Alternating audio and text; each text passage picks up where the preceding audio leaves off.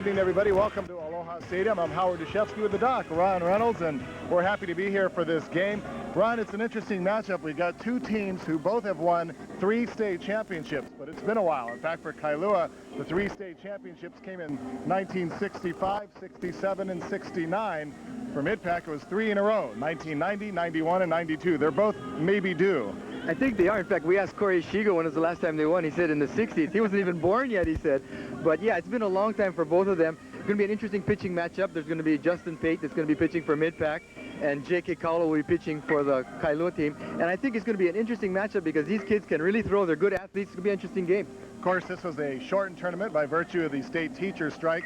Didn't affect MidPAC, of course. They're out of the ILH. But interestingly enough, for Kailua, Corey Ishigo said, you know what? Our team came back better, stronger, faster after the delay. It's interesting to note. He said it because he's got athletes. He says, my kids are athletes. They play football. They do all kinds of stuff. He said, this kind of stuff doesn't really get to him. Dunn is more of a taskmaster, a lot of discipline, so that made it a little different. So, interesting matchup again. That's right, a coach in Dunn who's very much based on fundamental baseball. Corey Ishigo, he's a little younger, a little wilder, likes to run, likes to make things happen. So it should be a fun matchup. We're looking forward to it. We'll have the first pitch and the starting lineups coming away after a short timeout. Stay with us for baseball from Aloha Stadium.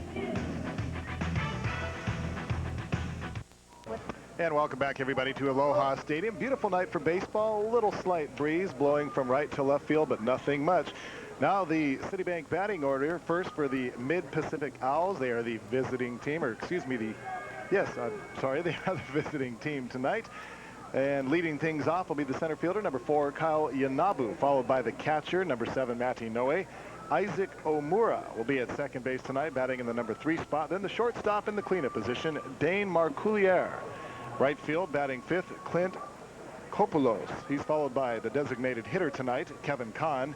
In the number 7 spot at first base, Ryan Basco. Ryan Leong is in left field, and then batting in the number 9 spot, the third baseman, number 9, Brian Teriyama. And of course, Kailua in the blue uniforms with the white pants. They'll be on the defensive side first and checking the defense tonight. Outfield left to right goes Derek Yonomine, Michael Cathcart, and Max Pierce. Jared Kawamoto at first base, Sean Sasaki, the second baseman, Travis Hayashida at short, Steve Santos, the third baseman, and catching tonight is Tekshira Vickery. So just about set to play baseball, and of course, Doc on the mound tonight, that man right there, and he's pretty much the man that they want to have on the mound. Yeah, that's who they want because, you know, good athlete. You see J.K. Kaula, commonly called Kavika, I guess. He uses both names. Pretty good-sized young man out there. Can play many positions, as you can see, pitcher, catcher, infielder. So quite a talented guy. And if you're wondering about the fact that these two teams played today, we asked Corey Ishigo, the head coach of the Kailua Surf Riders, Coach, are you happy that you played the game just prior to this championship game? He said, absolutely. I'm glad we only had to sit for an hour. We think that plays better into our game. And then, of course, we turn around and ask Dunn Muramaro, Coach, would you have rather played that game, or are you happy to have sat for 3, 4, 5 hours? He goes, no, we're happy to have sat. That plays right into our game. So let it be said that both coaches are happy with the games that they played. Of course, MidPAC winning earlier today in relatively easy fashion, and Kailua just defeating in the game before this St. Joseph's by a score of 8-2. So underway at Aloha Stadium, 0-1 the count is the leadoff batter, Kyle Yanabu. Looked to bunt, missed. He's 2 for 6 in the tourney. You can see an RBI and a couple of runs scored. A couple of passing showers maybe earlier today, but the weather absolutely perfect for baseball. Swing and a miss, strike 2.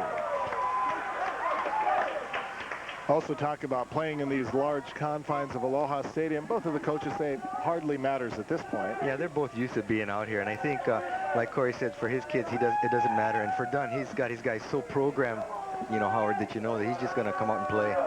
0-2 pitch by Kakala, hot shot up the middle, base hit. And so Kyle Yanabu at first base after a leadoff single, taking advantage of an 0-2 pitch.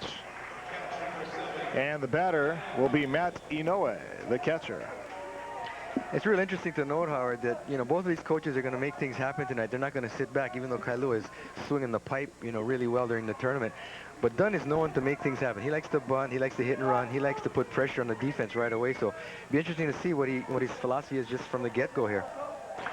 Talked about the fact that Mid-Pacific won those 3 consecutive state titles in 1990, 91, and 92. Coach Marmaro said, what was the difference between those teams and the team now? He said, those teams were better. Yeah. Of course, makes perfect sense. You win 3 titles in a row, you're bound to be better. He felt this team maybe talent-wise didn't compare, but he thought that they knew the game maybe a little bit better. Right. And they had certain things that they could do better. But yeah, he thought those teams from the early 90s were better teams. Okay, Kailua working out of the stretch with the leadoff batter aboard, and the pitch hit on the button relatively deep to center field. Back goes Cathcart and makes the catch for out number 1. So Inoue gets some good aluminum on the bat, but Johnny on the spot is Cathcart, and the batter will be Isaac Omura, the second baseman. You mentioned in the open that Corey Ishigo, talking about the 3 titles that Kailua has won in the years 1965, 67, and 69. He says, it really means nothing to me and to this team because it's before I was born and certainly long before any of the players were born. But he said, it was a lot different back then. He said there was no Kaiser High School and there was no Castle High School. And he said that everybody kind of came to Kailua, so there were a lot more athletes to choose from. Yeah, Kalaheo. In those days, there was no Kalaheo. Kalaheo. Yeah. So certainly now the pool of windward athletes who stay in the public school system is somewhat diluted, and so it's much more difficult for all of those schools that we mentioned. Yeah, like back in that time too, Howard, Waianae wasn't in existence and Campbell had just come on board, so a lot of the kids from like Waianae and Nanakuli would go to school in like Waipahu, and Pearl City didn't have a school too at that time, and then they got the school after. So yeah, you're right, the talent pool has been somewhat diluted. Omura fouls one up into the stands. 0-2 the count. We're just underway at Aloha Stadium in the state championship ball game. Kailua in the blue jerseys and the white and kind of orange dirty pants. Maybe they're kind of more on the grayish side, actually. And then the Mid-Pac Owls wearing the white unis today. 0-2 the count to Isaac Omura, the second baseman. Kavika Kekala working out of the stretch in his 0-2 offering, misses outside, and it's 1-2. Well, for the unfamiliar, this is a rather expansive ball yard here. 420 to straightaway center field. And 325 down the lines, 385 in the power alleys. And if you're thinking about getting any help by the wind tonight, it's not going to happen. In fact, the flags are sitting on the poles about as motionless as you can ever see them in Hawaii. There is 0 wind to speak of here tonight. And usually the wind would be really brisk coming from right to left. Yeah, it's a right-hand hitter's ballpark normally with the prevailing trades, but no trades tonight. Kind of a real still, humid night here. 2-2 pitch just misses outside, and the count goes full.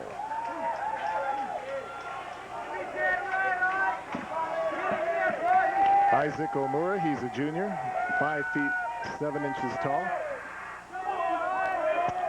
Here's a look at this pitch. A little bit off the dish, maybe. Roy Comello calling balls and strikes tonight behind the plate. Runner goes, pitches outside. That's ball 4 anyway, so it's academic.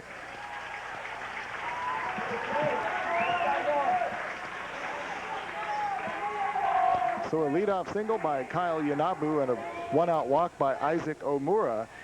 And the shortstop, Dane McCoulier, comes up.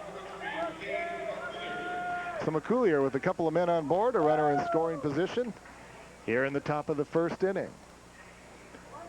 I kind of agree with Corey Ishigo. If I were a player, I would rather play 2 games in a row than do what Mid-Pac did, which was play early this afternoon and then sit around for 4 hours. Well, when you played, for the Bulls, a lot of the double hitters, yeah. I mean, you play, get a drink of water, and right 20 minutes, yeah, you're back at it again, yeah. Yeah, in fact, Corey Ishigo said, I wish we didn't have to wait an hour.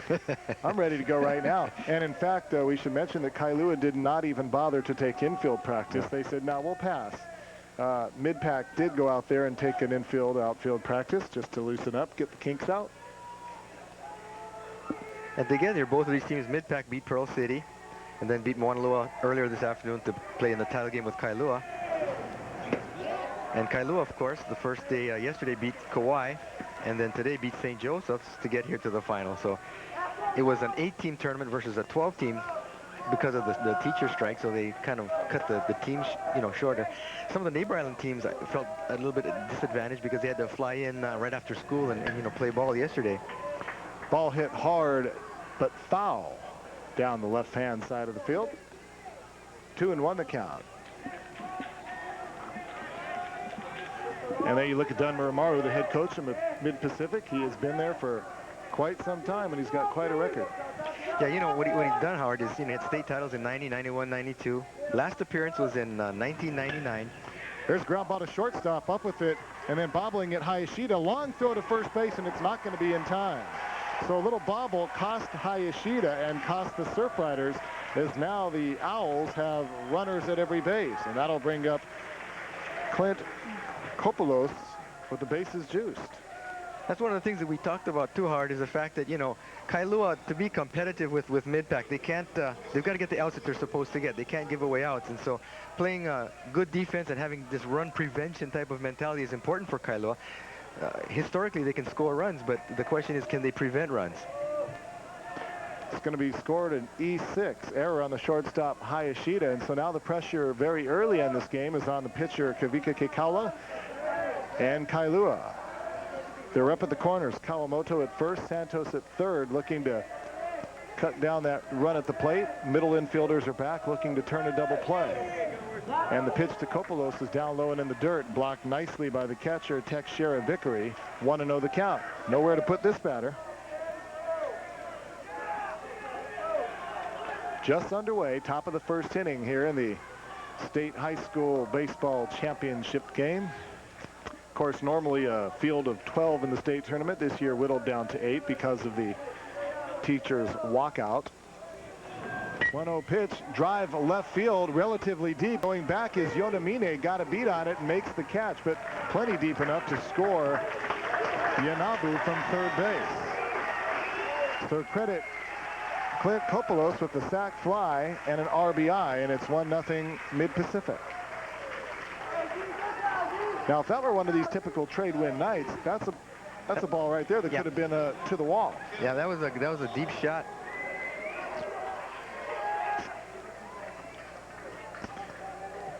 So 1-0. The batter now is Kevin Kahn. He's the designated hitter. Kahn steps in. He's a 5'7" senior. And an opportunity to add to this early Mid-Pacific lead. Runner in scoring position, and the first offering misses up high, 1-0. Well, if Kavika Kekaula could get out of this with only yielding 1 run, that probably wouldn't be too bad considering the bases were loaded with 1 out. Trying to get out of a jam here in the first. 1-0 pitch, fouled back to the screen, and the count even at 1-1.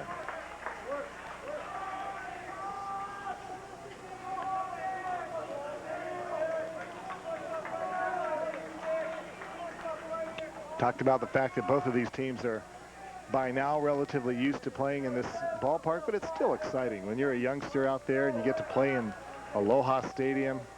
Boy, it's exciting stuff. 1-1 pitch, a little bit up high.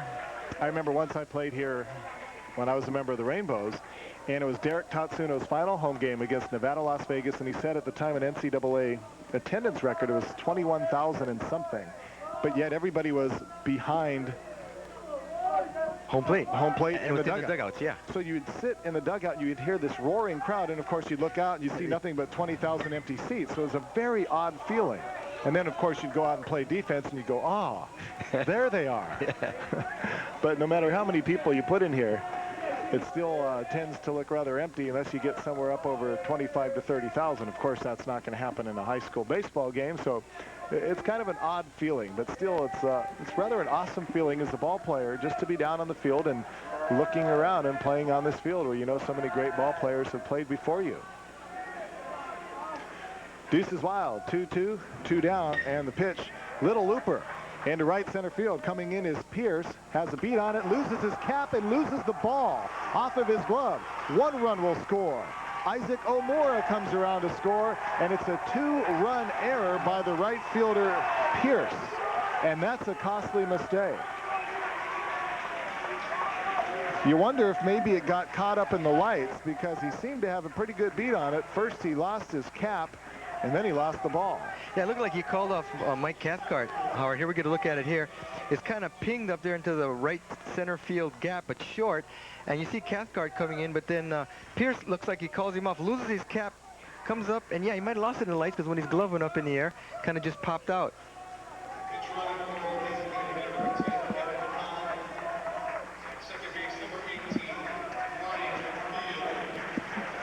Got a pinch runner out there, Ryan Field, number 18 at second base. Pinch running.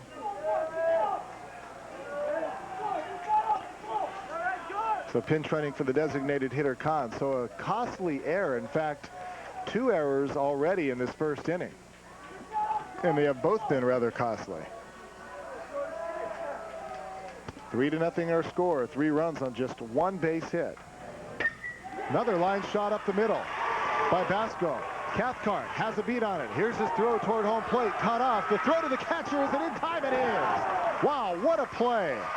After a blunder, they come back. It goes Cathcart to Kawamoto to Teixeira victory for the 8-3-2 putout. So the inning comes to an end, but not before Mid-Pacific comes up with 3 runs, and they do it on 1 base hit. There were 2 errors and nobody left aboard. So at the end of a half inning of play, 3-0 is our score. Welcome back to Aloha Stadium. Beautiful night for baseball. Howard Deshefsky along with the Doc Reynolds and your Citibank batting order for Kailua, leading things off. The center fielder who just made that great throw to start off that 3-way putout at home plate, Michael Cathcart. Shortstop Travis Hayashida batting in the number 2 spot. Max Pierce, the right fielder, in the number 3 position. Batting cleanup, designated hitter Chris Ching. Kavika or J.K. Kaula, the pitcher, batting in the number 5 spot, followed by Jared Kawamoto at first base. The catcher, Teixeira Vickery. And then in the 8th spot, third baseman Steve Santos and left fielder Derek Yonamine in the number 9 spot tonight. Defensively now for the Owls of Mid-Pac. Outfield left to right goes Leong, Yanabu, and Kopolos. Ryan Basco at first base tonight. Isaac Omura at second. Dane McCoulier. The shortstop, Brian Teriyama at third base, and the catcher, Matt Inoue. And, of course, the man on the mound tonight is the junior, 5'11", Justin Pate. Dunn says that this guy can throw. He's got a stable of pitchers. He's historically always had 2 or 3 kids that could always pitch, you know, Howard. So when he comes in a situation like this, he's going to put quality pitching on the mound. And so we're going to see tonight, you know, Robbie Robinson, of course, comes to mind from Mid-Pac that played for the Bows. And, you know, almost the same kind of a pitcher. Look at him, the same build, kind of a lanky, you know, probably a little shorter than Robbie was, but good pitcher. So interesting matchup again. Kikawa a little shaky in the first inning, but we'll see what happens. Well, Kailua under the gun early, trailing by 3. They had no problem scoring runs in the earlier game today as they eliminated St. Joseph's by a score of 8-2. Kailua coming into this game with an overall record of 13-2. Mid-Pac 17-3. Of course, the difference, the disparity in numbers of games due largely, if not solely in part, to the teacher strike at the Hawaii public schools. Not affecting, of course, Mid-Pac out of the ILH. So Justin Page on the hill, operating out of the stretch position, even with nobody on board. A little number out to the third baseman. Diving stop by Teriyama. Up with it, flips it over to first in time. What a play. Teriyama to Basco for the 5-3 putout. I mean, we see a great defensive gem with Cathcart throwing out Kevin Kahn. And then we come back with just a gem by third baseman Brian Teriyama, going to his knees, coming back up to his feet, and gunning down Mike Cathcart down to first base. Terrific effort by that young man right there. 1 down, and the batter will be the number 2 hitter, Travis Hayashida. Justin Pate stares down and gets a sign. And his first offering, a breaking ball, catches the outside corner, called strike.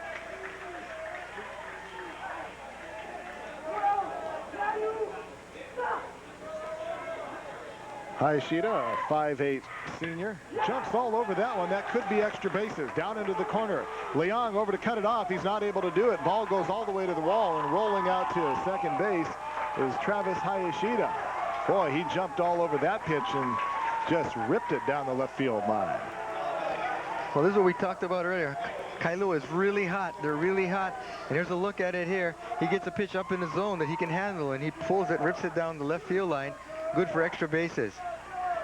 Well, we talked earlier about the strike and how it did or did not affect Kailua. And in fact, Corey Ishigo said, you know what, they came out better after the strike. One of the people he specifically pointed to is the man who's pitching tonight, Kavika Kekala. He said he only had 3 base hits prior to the strike and ended up batting over 500. So he really came on like gangbusters after the break. So you never know. Sometimes a little time off is good for the body, the mind, the soul. Are you speaking of yourself? You got that right. You got the long hours, buddy. A little time off is always good.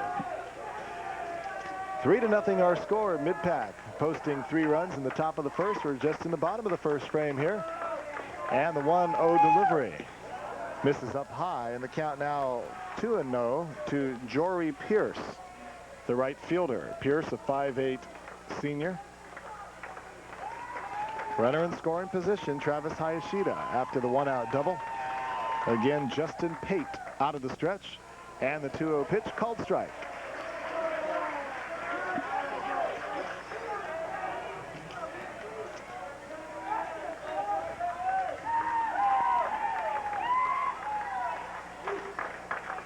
Two and 1 offering now by Pate. Pitch inside. Of course, this is a big night for baseball all the way around. Final game of the season in the high school ranks. Final game of the season for the 2 University of Hawaii teams. Manoa hosting Hilo. So many seasons coming to an end on this Saturday night. 3-1 pitch. Misses inside. And that's ball 4. Jory Pierce gets the free pass down to first base. First base on balls issued by Justin Pate. And that'll bring up the designated hitter, number 25, Chris Ching. So Ching now with an opportunity to get some of that damage back.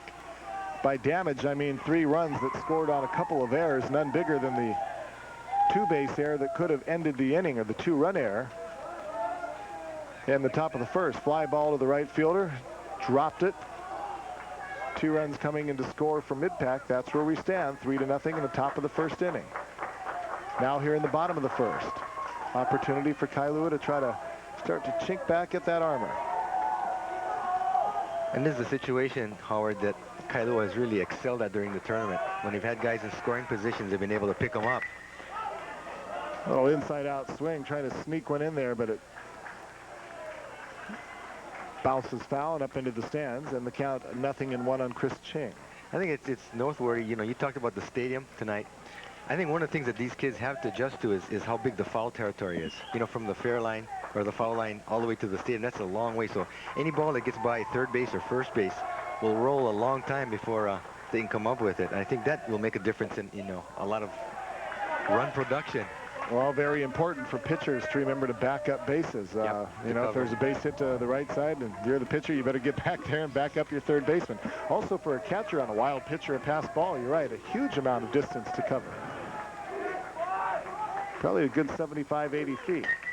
Again, trying to go inside out with the swing to the opposite side, giving chase as the third baseman, Teriyama, but not able to catch up to that one. And it bounces off the tartan surface and up into the stands. 1-2 the count on Chris Ching.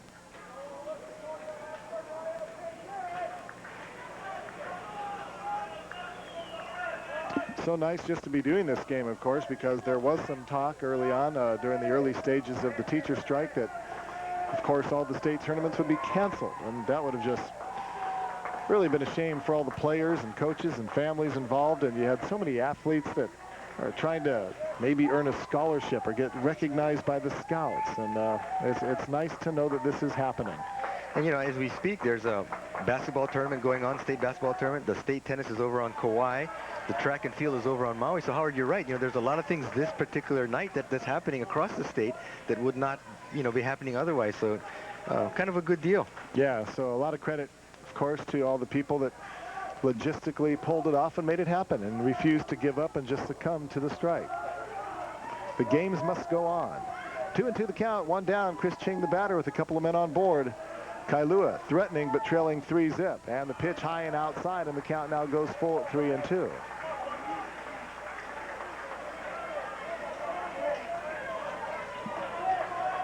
Justin Pate, the 5'11 junior, spotted a 3-run lead in the top of the first inning, but struggling here in the bottom of the first.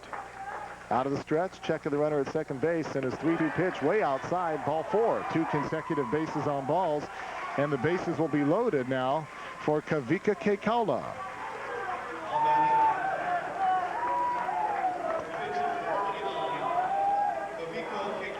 Well, Kailua with an opportunity to help his own cause right now, but before he has an opportunity, we're going to have a little visit out at the mound.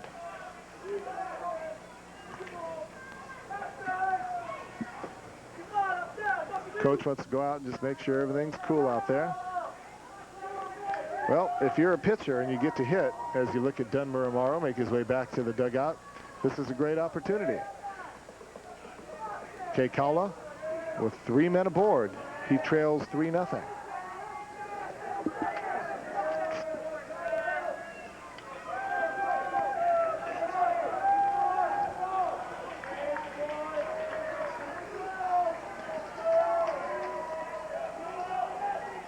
Actually, things have been very difficult for the pitcher, Justin Pate. It was a great play by Teriyama that actually got the first out, then a double and 2 walks. There's a little looper, but that's going to go back into the stands down the right side into foul territory, 0-1. So he has not had an easy time with any batter yet. No, he hasn't. They've been hitting the ball, and when they're not, he's been walking them. They're playing to have that inning-ending double play, Howard. The middle is back in double play depth. In fact, they're a little bit wider than you would normally see in this situation. Even the corners, first and third base, are back. There's a line shot up the middle. That's going to score at least 1. Coming around from second base, Travis Hayashida gets the green light. Here comes the throw. It will not be in time. And the pitcher, Kavika Kailua, helps his own cause with a 2-run single to center. Kailua has been clutch all tournament. They've been clutch towards the end through the OIA tournament. They have just really come alive with their bats.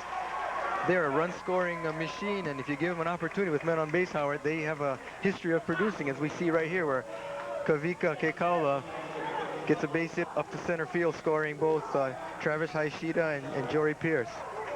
So Justin Pate, who took the mound with a 3-0 advantage in the bottom of the first inning, finds himself in a jam. It's 3-2, and the Surf Riders still challenging. Jared Kawamoto at the plate, and there's a called strike.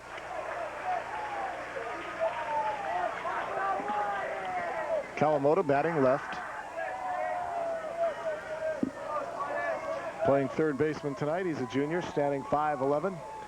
And the 0-1 offering a little bit outside. Nope, catches the corner, says the umpire behind the plate. Strike 2. In fact, your home plate umpire tonight is Roy Camello out of the ILH. At first base, Francis Miyazono from Mililani. The OIA's Robert Yoshiro at second base, and Warren Miyazaki from the Big Island, the third base umpire. And there's a foul ball up into the stands. Count remains 0-2. But whenever you go to the ballpark, you've got to be paying attention if you're in that first row or that first section and not behind the screen, especially when you've got a left-handed hitter up and you're sitting on the third base side. Yep, those people just above the dugouts, they're exposed.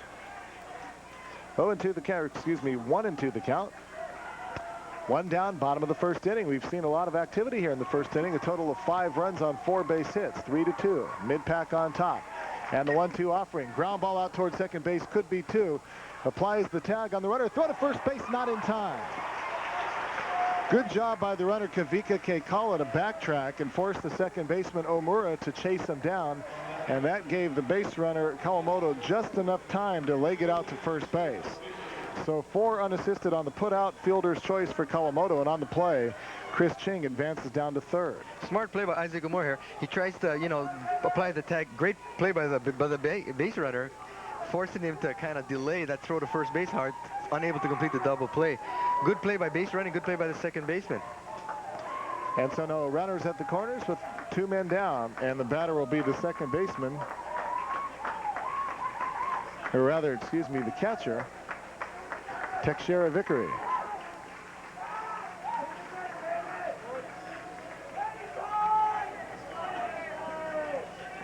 So Justin Pate trying to work himself out of a first inning jam. Little pump fake over to third to look at first. Keep in mind, Kailua does like to run. In fact, earlier in this game, in this day, when they beat St. Joseph by a score of 8-2, they stole how many? Eight bases. 8 bases. Of course, most of those bases stolen with a lead. Pitch misses outside, and the count 1-0.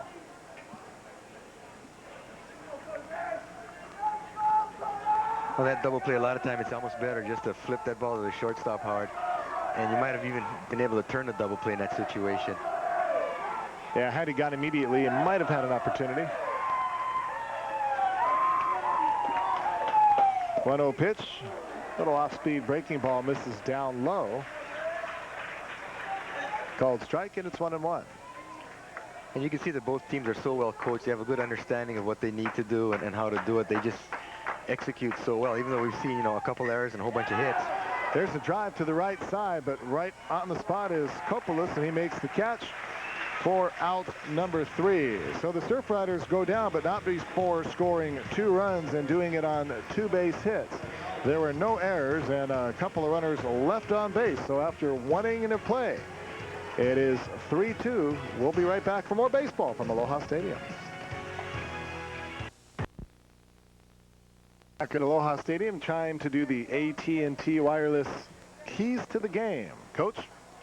Yeah, well, what we talked about earlier, Howard, and it's here. We talked about run prevention, run production, and mental errors. Now, basically, that first inning was a good microcosm of what happened. Okay, run prevention, you get 2 errors, so you can't prevent runs when you do that. Okay, so you've got to play, get the outs. You got to be able to catch the ball. You got to be able to throw the ball. Run production, you get guys in scoring position. You got to get that key hit. Kailua did that. Kavika Keikaua comes in with a 2-run single up the middle to put him back in the ball game. Mental errors. Okay, we talked about that double play maybe. Okay, maybe better to flip to the shortstop instead of going to first, but that's a decision. That's maybe not even a mental error. So, those are the things to this tournament, I think, especially with high school kids, that, you gotta be able to catch and throw the ball. You gotta be able to hit with 2 outs or bring that guy on second base, bring him home, hit behind the runner, move him up, to third base, and also make the kind of decisions that maybe don't show up in the scorebook as an error, but the mental preparation to how I'm going to, execute a play. Exactly. There are errors of commission and errors of omission. And the omission errors don't always show up in the scorebook. 3-2 our score, top of the second inning, and leading things off for the Owls of mid-pack, Ryan Leong, the left fielder, and his first pitch, a called strike.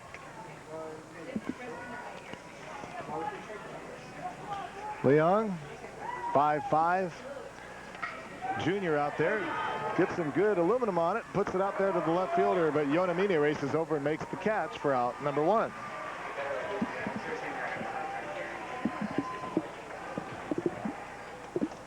Both teams swing the bat so well, Howard, that, if any pitches are up in the zone or anything that they can handle around the waist, they're going to put good aluminum to it. And we saw a good example there. That ball was hit relatively hard, but directly at Yonamine in left field. So 1 down, and the batter will be the number 9 hitter and the third baseman, Brian Teriyama. Oh, I'll keep an eye on Keikaua on the mound. Of course, had a rocky first inning. Really not as bad as it turned out to be. Of course, he gave up 3 runs, but 2 of them scoring on what should have been an inning-ending fly ball that was dropped. So we'll have to keep an eye on him and see how he settles down after that first inning. Pitch just a little bit high, and the count 2-0. Now, in the show, that might have been a strike. They're explaining that strike zone. Right. They're raising that guy up. Well, there's still no such thing as a perfect strike zone. It's a strike is in the eye of the beholder. You get Pal Eldridge started on that. Oh, Every yeah. time he goes nuts. Well, as a batter, all you can expect is consistency. Some umpires call them high. Some call them low. Just call it consistent. Don't ring me up at the armpits in one pitch and call it at the shoelaces the next. Base on balls, that is the second issued by Kavika Keikaua. And the batter will be Karu Yanabu, the leadoff hitter, who singled and scored a run in the top of the first inning. So back to the top of the lineup for Mid-Pacific. The Owls lead this game by a score of 3-2.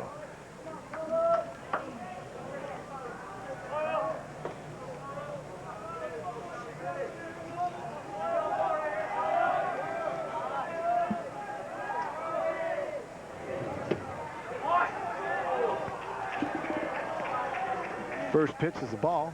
A little bit of a breeze slightly blowing across the field, but as we mentioned before, not enough to really help out, and certainly not enough to affect anybody out there. It's kind of a warm, sticky night here. Had those dark convection clouds this afternoon that sometimes brings heavy showers to the interiors. But now it's kind of drifting out towards center field, which is unusual in this stadium because that's almost like a cone of wind. Right. 2-0 pitch misses low and outside. You know, Coach Les doesn't like to play here as much as Rainbow Stadium. He says home plate's in the wrong place. He likes it the way it's in Rainbow Stadium, you know. The way. Yeah, as a hitter, I always hated that. I would have much rather had the home plate been in the left field corner. Put the trades in my back. Well, you had a couple of jerks. Oh, yeah, you know. You put some yards. Yeah, most of them to the opposite field and on the road. You know, it's a lot easier nowadays to hit home runs at Rainbow Stadium just by virtue of the stadium itself. It kind of serves as a kind of a windbreak, and the winds actually kind of swirl in there, where before you just had those hollow aluminum bleachers, and man, that wind just whipped through there. Yunabu walks, back-to-back bases on balls issued, and the batter will be Matt Inoue, the catcher. That's now 3 walks issued by Kailua. 2 in a row here at the bottom of the, or rather the top of the second inning. 3-2 our score. Mid-pack with 3 runs on 2 base hits in the first inning. Kailua bouncing right back with 2 runs on 2 hits in the bottom of the first. And 2 aboard for Inoue, and the first pitch to him is a called strike. Last time up, Howard, Inoue hit a pretty decent ball to center field. It was straight away. Got good aluminum on it. Out of the stretch, Kailua with a check to the runner at second, and his pitch fouled away to the right side, and that's going to bounce at the bottom of the fence and then kind of ricochet back out to the field, so the right fielder Pierce will go do a little housekeeping.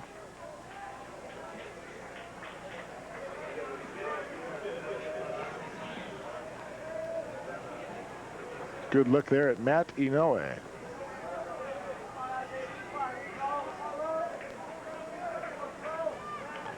Owen to the count.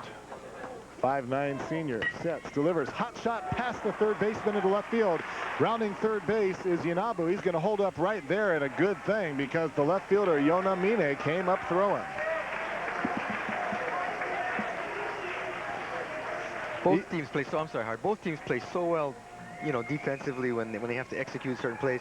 Here's a good example of you know, a run prevention here by coming up really good by Yona Mine and hitting the cutoff man, preventing Teriyama from scoring. Well, timeout. We're going to have a little chat out there on the mound. And, well, in the bottom of the first inning, Kavika Kailua helped himself and his own cause with the 2-run single. But now he's hurt himself by issuing back-to-back walks. And then the single on top of that by Inoue. Now he's got himself in another bases-loaded jam. Just one down here in the top of the second inning, and nothing has come easy for the pitchers so far in this game.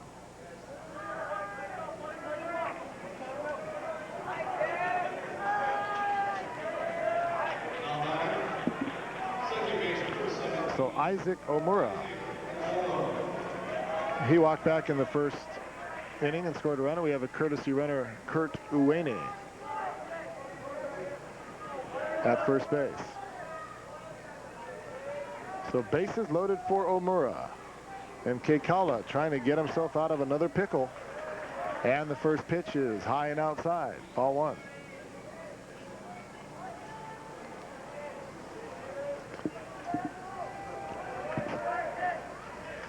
One-0 offering again, outside and high. Well, usually when you're missing consistently in that area, you're just not kind of getting your legs into it, and you're not following through and just leaving it hanging out there. Again out of the stretch with the bases full. The 2-0 pitch. Again kind of on the high and outside area, but Omura thought he'd go for it and fouls it back into the stands. Might have been ball 3. Might have been ball 3. And you're right, Kailua looks like he's laboring a little bit. Played a lot of ball games these OIA kids have in the last, 10 days. And even though the teachers may have been on strike and the coaches as well, A lot of these players were out there on their own and working out, staying in shape. 2-1 pitch again, misses outside, and now the count 3-1. So a big pitch coming up here by Kailua Kailua. Bases loaded, 3-2. And a 3-1 count. One down here in the top of the second inning. And the 3-1 pitch popped up shallow left field. Coming in to make the catch. Yonamine, and he drops it. The second drop fly ball, and 1 run will score.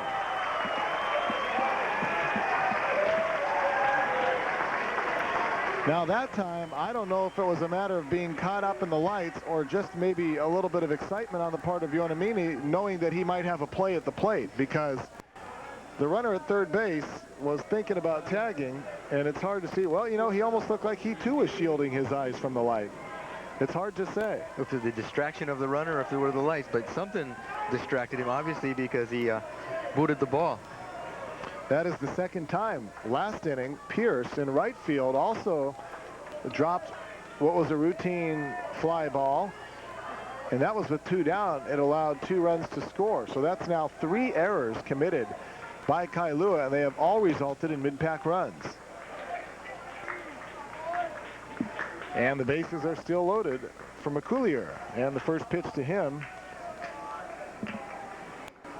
is a ball.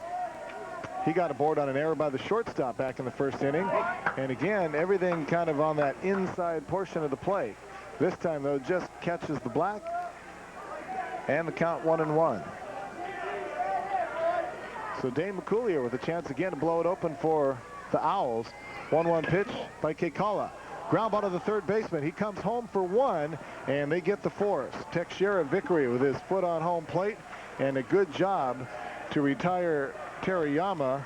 The putout goes 5-2. Inoue advances to third base. Omura goes down to second. McCoolier on board on a fielder's choice.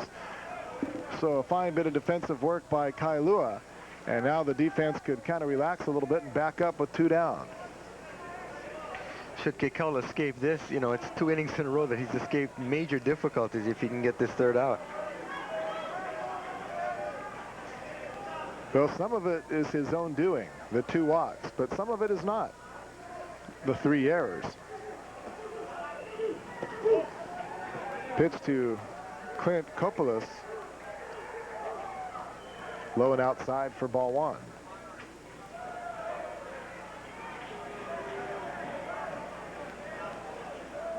Again out of the stretch. And the offering, little line shot. That's a base hit. That's going to score 1, maybe 2. Coming around third base, and Muramaru holds up the runner, and a good thing, because another excellent throw out there by Yonamine. Still an RBI single off of the bat of Clint Kopolis. We can look at it. This is right on the button. It's up in the zone, something he can handle, and he just rips it. Good play again by the left fielder, Yonamine, getting that ball and hitting the cutoff man, yielding only 1 run in that situation. So that makes it a 5-2 ball game, and again, Kailua finds himself down by 3.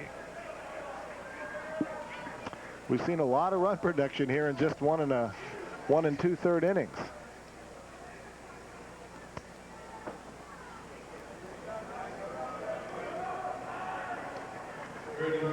And Coach Dunn really respects the arm of Yonamine, because on a couple occasions, some coaches might have sent their runners, even though the ball was shallow, but right away, both hands are up holding the runner from trying to, you know, score from second base. First pitch to Kevin Kahn, misses high, and the count 1-0. So again, by all rights, Kailua Kailua should have been out of this inning already. Instead, he's out there fighting for his life. Trailing 5-2, still the bases loaded, and a 1-0 count to Kevin Kahn, who got aboard on that error to the right fielder. That fly ball to Pierce that was dropped that scored 2 runs in the first inning. Count 1-1 now.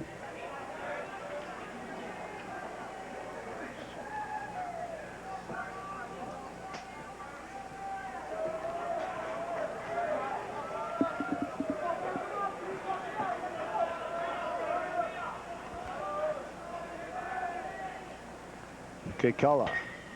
Ground ball to second. Up with it, Sasaki to Kawamoto, and the inning comes to an end. 4-3, the putout, but once again, damage done by the mid-pack Owls as they come up with 2 more runs, and they do it on 2 base hits. There was another error and 3 big runners left on base. We go to the bottom of inning number 2, 5-2, mid-pack over Kailua. Back at Aloha Stadium, Mid-Pacific 5-2 over Kailua in the bottom of the 2nd inning. Boy, we've seen a lot of things go on in just 1.5 innings of play, Doc. We sure have. We saw 3 errors so far, 2 fly balls that were booted. A lot of runs. We have 7 runs already on 6 hits. We knew that Kailua and mid-pack could put runs on, but we didn't think in the first inning and a half we would have the kind of arithmetic that we have, Howard. an inning and a half that has already taken 45 minutes to play. And you want to go and get some beauty rest because your hours are incredible, yeah? Well, here we are at the ballpark. It's cool. Hey, spend all my night at the ballpark. That's not a problem. Call strike to the batter, Kamaili Santos, the 3rd baseman for Kailua. Justin Pate, the 5'11" junior on the hill, operates out of a stretch all the time. Breaking ball, again called strike, and the count 0-2.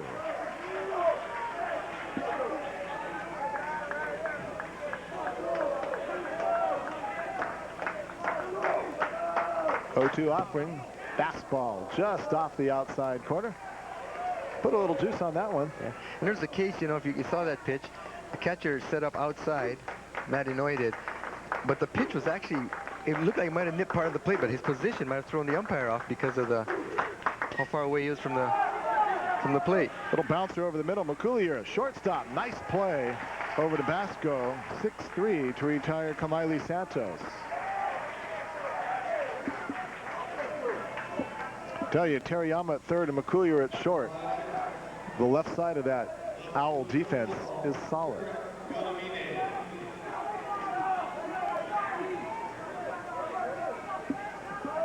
Looking good out there in that dirtied up uniform. You know, you're a high school kid. You don't want to come home with a clean uniform. You're not. The dirtier you are, the cooler you get. Your mom wants you to come home with a clean uniform, but you want to come with a dirty uniform. The batter now the number 9 hitter, the left fielder Derek Yonamine. And the 0-1 pitch outside. And the count even at a ball and a strike.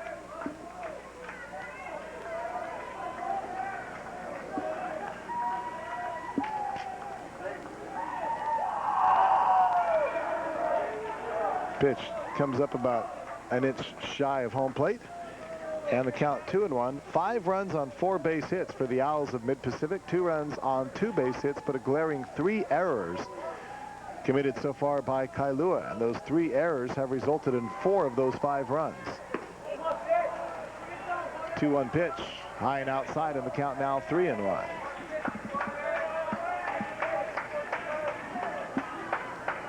Looks like Justin Pate's throwing a little harder, like you said earlier, you know, Howard, but he still doesn't seem like he's on top of the ball. Ball seems like he's still getting away from him up high.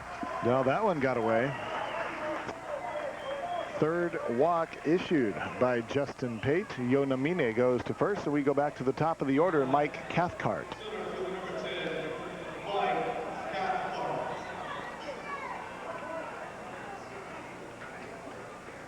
And before Cathcart has an opportunity, head coach Dunn Muramaru is going to go out there and have a chat with his pitcher once again. Well, I think they're going to make a move right here, right now. He signaled down to the bullpen, and we're going to have a change of pitcher. So as we do that, let's remind you that this game is brought to you in part by All-Star Hawaii, where your team will enjoy an affordable menu of great food while watching the latest sports action on 38. That's right, count them, 38 giant TV screens. The perfect place to celebrate a team victory or to hold a end of the season party. All you need to do is call 955-TEAM for more information. So we have a new pitcher for the Owls of Mid-Pack. That'll be number 20. That's Patrick McGuigan. Let me see some Irish. Pacific. Now pitching number 20, Patrick McGuigan. Or McGuigan, my apologies. So Justin Pate goes 1 1/3 innings, gives up 2 runs on 2 hits, walks 3, and leaves the runner at first base, who will be tabbed onto his account should he come around to score. So McGuigan on the mound.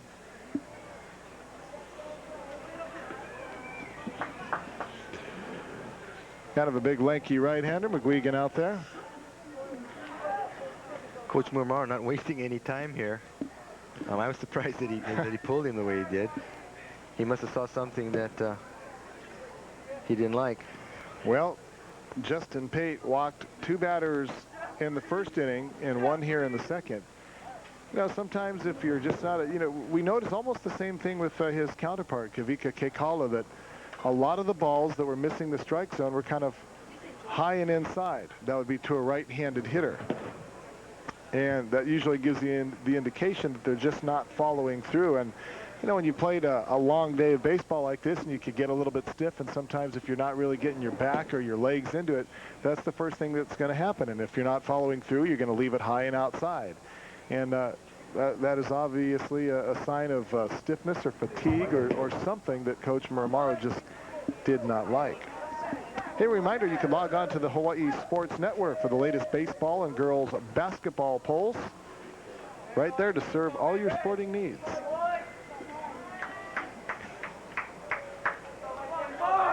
HawaiiSportsNetwork.com.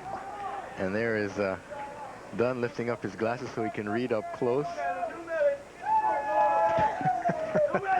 I was going to say, sounds like the perfect observation by an eye doctor. Yeah, he's been coaching for a long time. back from when he probably didn't even have glasses, huh? So what do you recommend? New lenses or getting your arms lengthened? All of the above. What the heck? Whatever you can do to cheat, just do it, right? Get a big light out there. Don't age. There you go. That's a good one.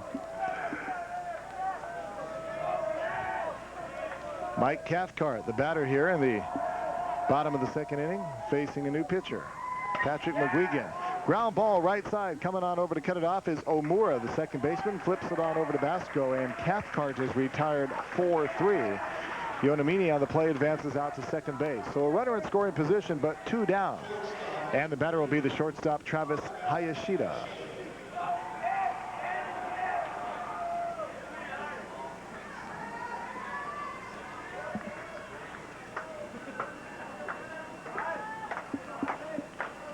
Hayashida had that 2-base hit down into the left field corner in the first inning, also came around to score a run. So 1 for 1 with a run scored, and the first pitch by McGuigan. Slider for a called strike. McGuigan's got a little bit more juice on his ball. As you can see, that slider had a little bit of a bite on it. You can see that. And he seems like his pitches are a little bit lower than where Justin Pate was pitching from. That almost looked like a splitty. Yeah, it took a little dive coming down. Took a little off of it, and Hayashida is well out in front, swinging and missing the count now 0-2. Nice pitch. Well, if you could change speeds at the high school level, boy, you just have yourself a huge advantage. And these kids are starting to learn these four-seamers and these two-seamers, so they get that ball to tail or to rise or to drop. 0-2 pitch, swing and foul tipped, and the count will remain 0-2. That's one of the benefits of all these clinics, Howard, that come down. Dusty Baker comes down, Cal Ripken comes down. And a lot of these high school kids get exposed to these pros, and they talk to them about different ways of throwing a fastball. How you're going to grip it, like a 4-seamer or a 2-seamer. And so a lot of times now you can see a lot of their efforts when they're practicing some of these techniques that they're learned. Swing and a miss at a bad pitch way outside. And Hayashida goes down. First strikeout recorded by McGuigan. And the inning is retired. For Kailua in the bottom of the frame, no runs on no base hits, no errors, and a runner left on board. So at the end of 2 complete in the State High School Baseball Championship, it is Mid-Pacific 5 and Kailua 2. Back at Aloha Stadium, glad to have you with us for the State High School Baseball Championship game, Mid-Pacific versus Kailua. The Owls on top 5-2 after 2 innings of play. Howard Deshevsky along with Doc Reynolds. Beautiful night for baseball here at the stadium. You see a little moisture on the turf, but that was created by hoses, not Mother Nature. They kind of wash things down after the first couple games. And they love their Owls. Mid-Pac Owls, of course, winners of 3 state championship titles. 3 in a row, in fact, 1990, 91, and 92. Kailua also owners of 3 state championships. They did it in odd years, starting in 1965. Did it again in 67 and again in 69.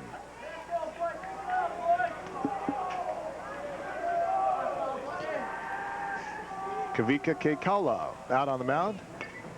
And his 1-0 pitch to Ryan Basco, fouled back to the screen.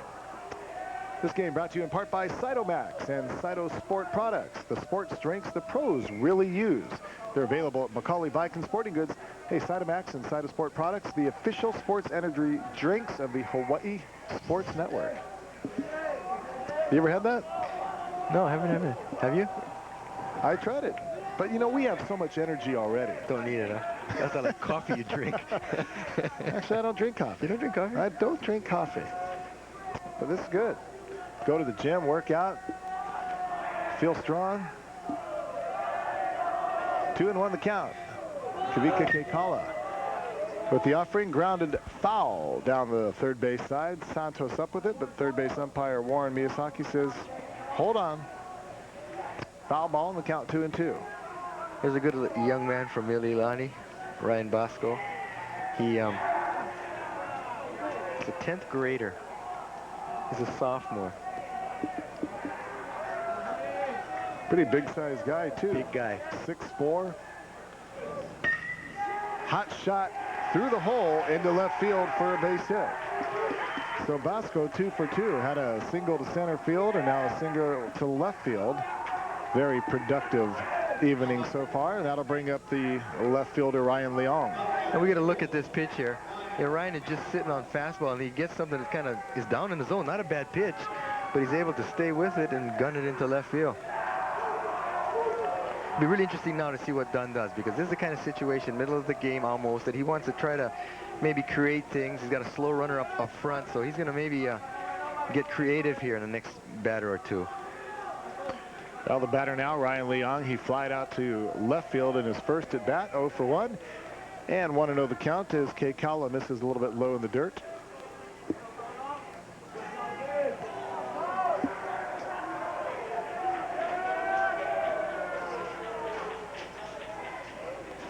One-0 pitch, looking to bunt. Well, you said you wanted to get something going, and they thought bunt.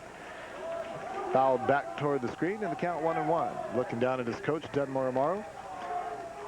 Walking the line at third base. You asked Dunn, you know, what kind of a game you think it's going to be, how, you know. He says, well, just so we win by 1 run. Yeah. what do you need to do tonight? Exactly. That was our question. What do you need to do? He says, win by 1 run. It's about as fundamental as it gets.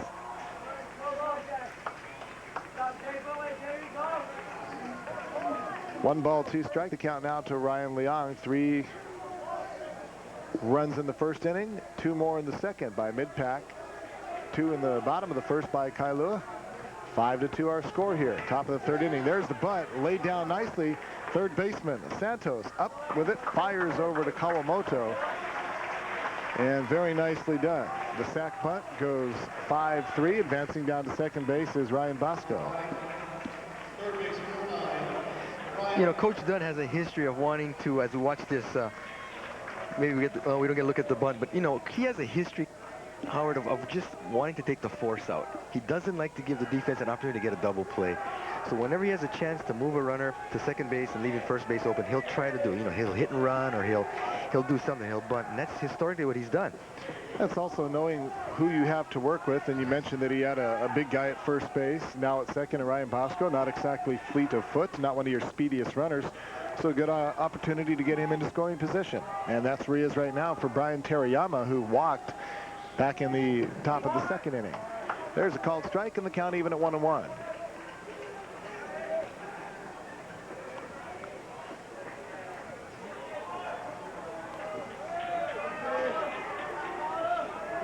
Check to the runner out at second base. Kailua deals, and the pitch down low, blocked nicely by Teixeira Vickery. And the count, 2 balls and a strike.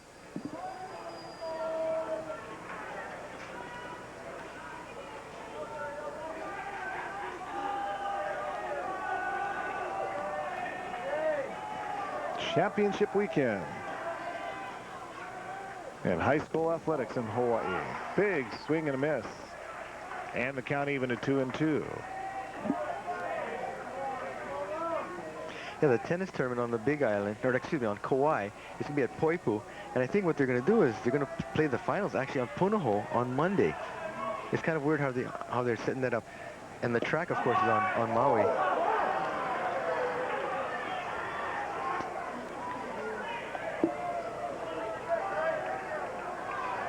War Memorial Stadium. Yeah. And the name of the track is interesting, you know, Howard. It's called the Satoki Yamamoto track. And I never knew that until this week when I, doing our research and stuff and came across that. But it's at War Memorial, you're right. There's ball 4 to Teriyama. Second time he has walked in the game. Fourth base on balls now issued by Keikala. So 2 runners aboard. We go to the top of the order. That'll bring up the center fielder Kyle Yanabu. Knowing Dunn now, what he's drilled a lot of his kids in doing, and Corey Yoshigo does the same thing. In a situation like this, they're going to want to really try and force the ball to the right side as much as possible. He doesn't want anything to pull, and he's trying to go to the right side for sure. And he's got the right guy in the leadoff hitter, Kyle Yanabu. 2 men aboard, and the pitch high and in.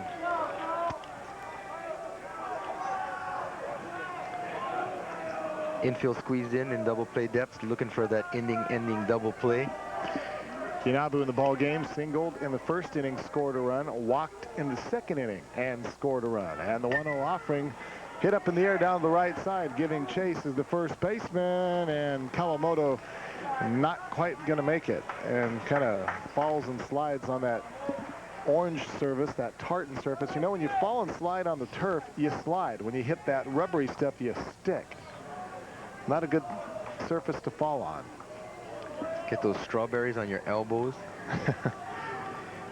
It's a very spongy turf here at Aloha Stadium. The turf itself is excellent. Of course, replaced recently, the last couple of years. The other interesting thing about this field is that it is crowned in the center. Unlike Rainbow Stadium that has such phenomenal drainage, everything can be flat. This stadium is built such that it actually has a crest in the center, and then the water drains off to the sides. So it's very interesting.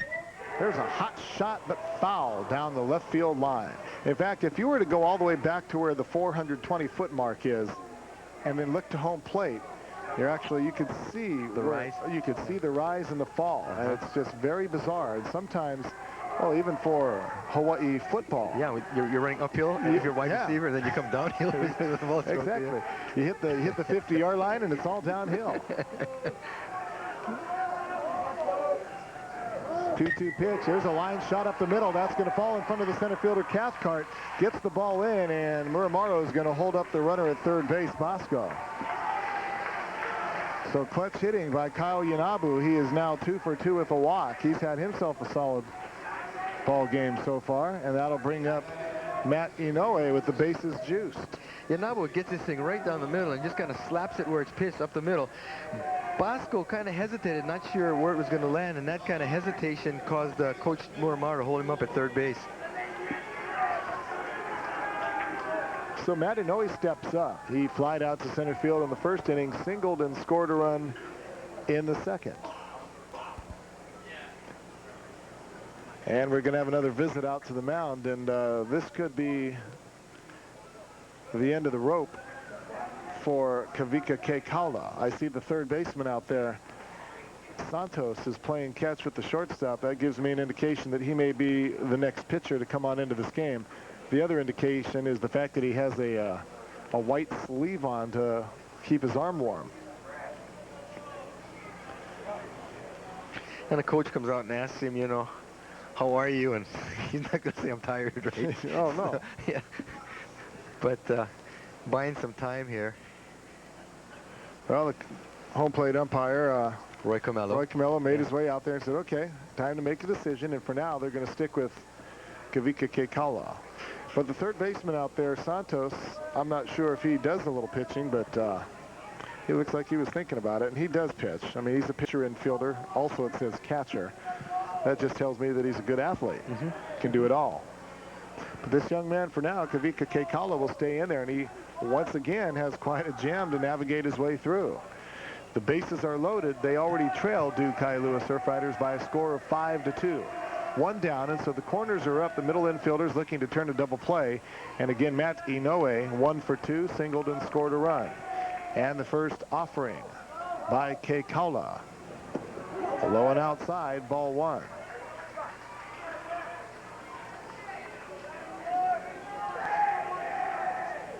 Okay, Kailua has already walked 4. Of course, he was victimized more than anything by his own defense.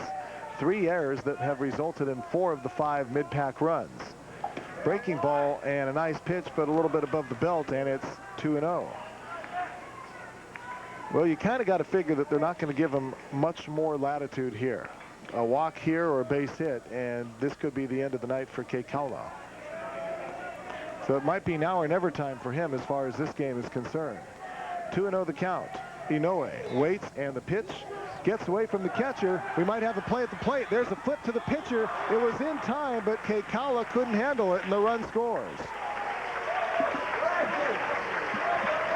Wild pitch, and everybody advances. Good job, actually, by Teixeira Vickery to go get the ball and flip it back to Kailua. Kailua was there. He was in position. The toss was made, but Kailua just could not handle it. We get a good look at it here. You're right. Good play by Teixeira Vickery here. Comes up throwing. Throw is there, but Kailua can't come up with it, and Bosco slides in safely. Kailua also did a nice job of positioning his body in front of home plate as if to block out the dish. But the run scores, and so now all the infielders are forced to play up close. And the count 3-0. And there's a base hit up the middle. That's going to score 1 for sure, maybe 2. Teriyama scores. Yanabu is going to be held up, and a one-hopper from the center fielder Cathcart. So Yanabu at third base, he's going to stay there. Teriyama comes in to score, and Inoue has an RBI single.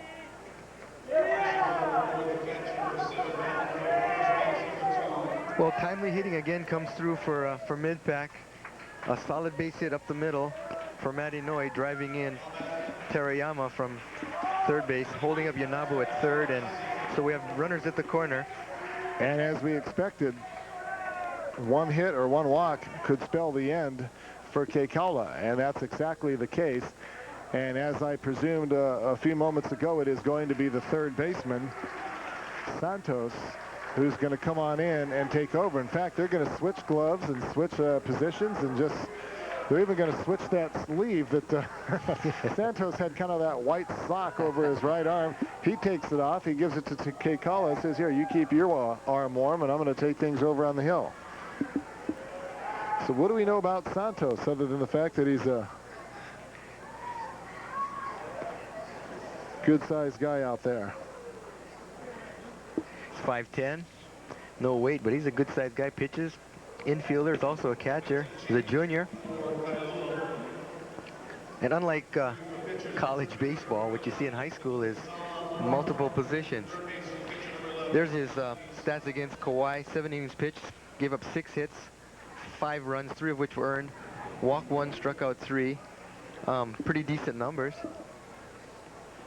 And in that game, when they beat Kauai, which was the first game, Kauai came in from Kauai, of course, with a 6-1 record from the Kauai Interscholastic Federation. They were the champ, coached by Kenneth Mizuo, and Kailua beat them to advance to play St. Joe's, who beat Baldwin. So that's the route that Kailua took, and Santos was an integral part in beating Kauai. Let's take a look at the Meadow Gold brackets and see how these teams actually made it here. Mid-Pack beating Pearl City in the first round, and then earlier today defeating Moanalua.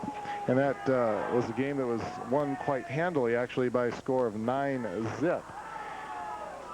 Kailua defeated Kauai in the first game, and also a relatively easy victory today, 8-2 over St. Joseph's, to put these 1 and 3 seeded teams on this collision course here in the state championship. And we were talking as we were walking up the ramp coming up here tonight that all the neighbor island teams lost except for St. Joe, and the reason for that is because St. Joe played another neighbor island team. But you know, they had that schedule where they had to finish classes, jump on an airplane, come out here and get out to the ballpark and start playing a game.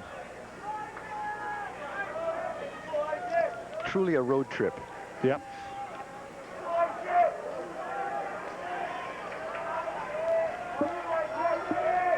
So 7-2 the score now. Steve Santos on the mound, and his first pitch to the left hand, hitting Isaac Omura, high and outside. Omura walked, scored a run back in the first inning. Got aboard on an error by the left fielder, Yonamine, in the second.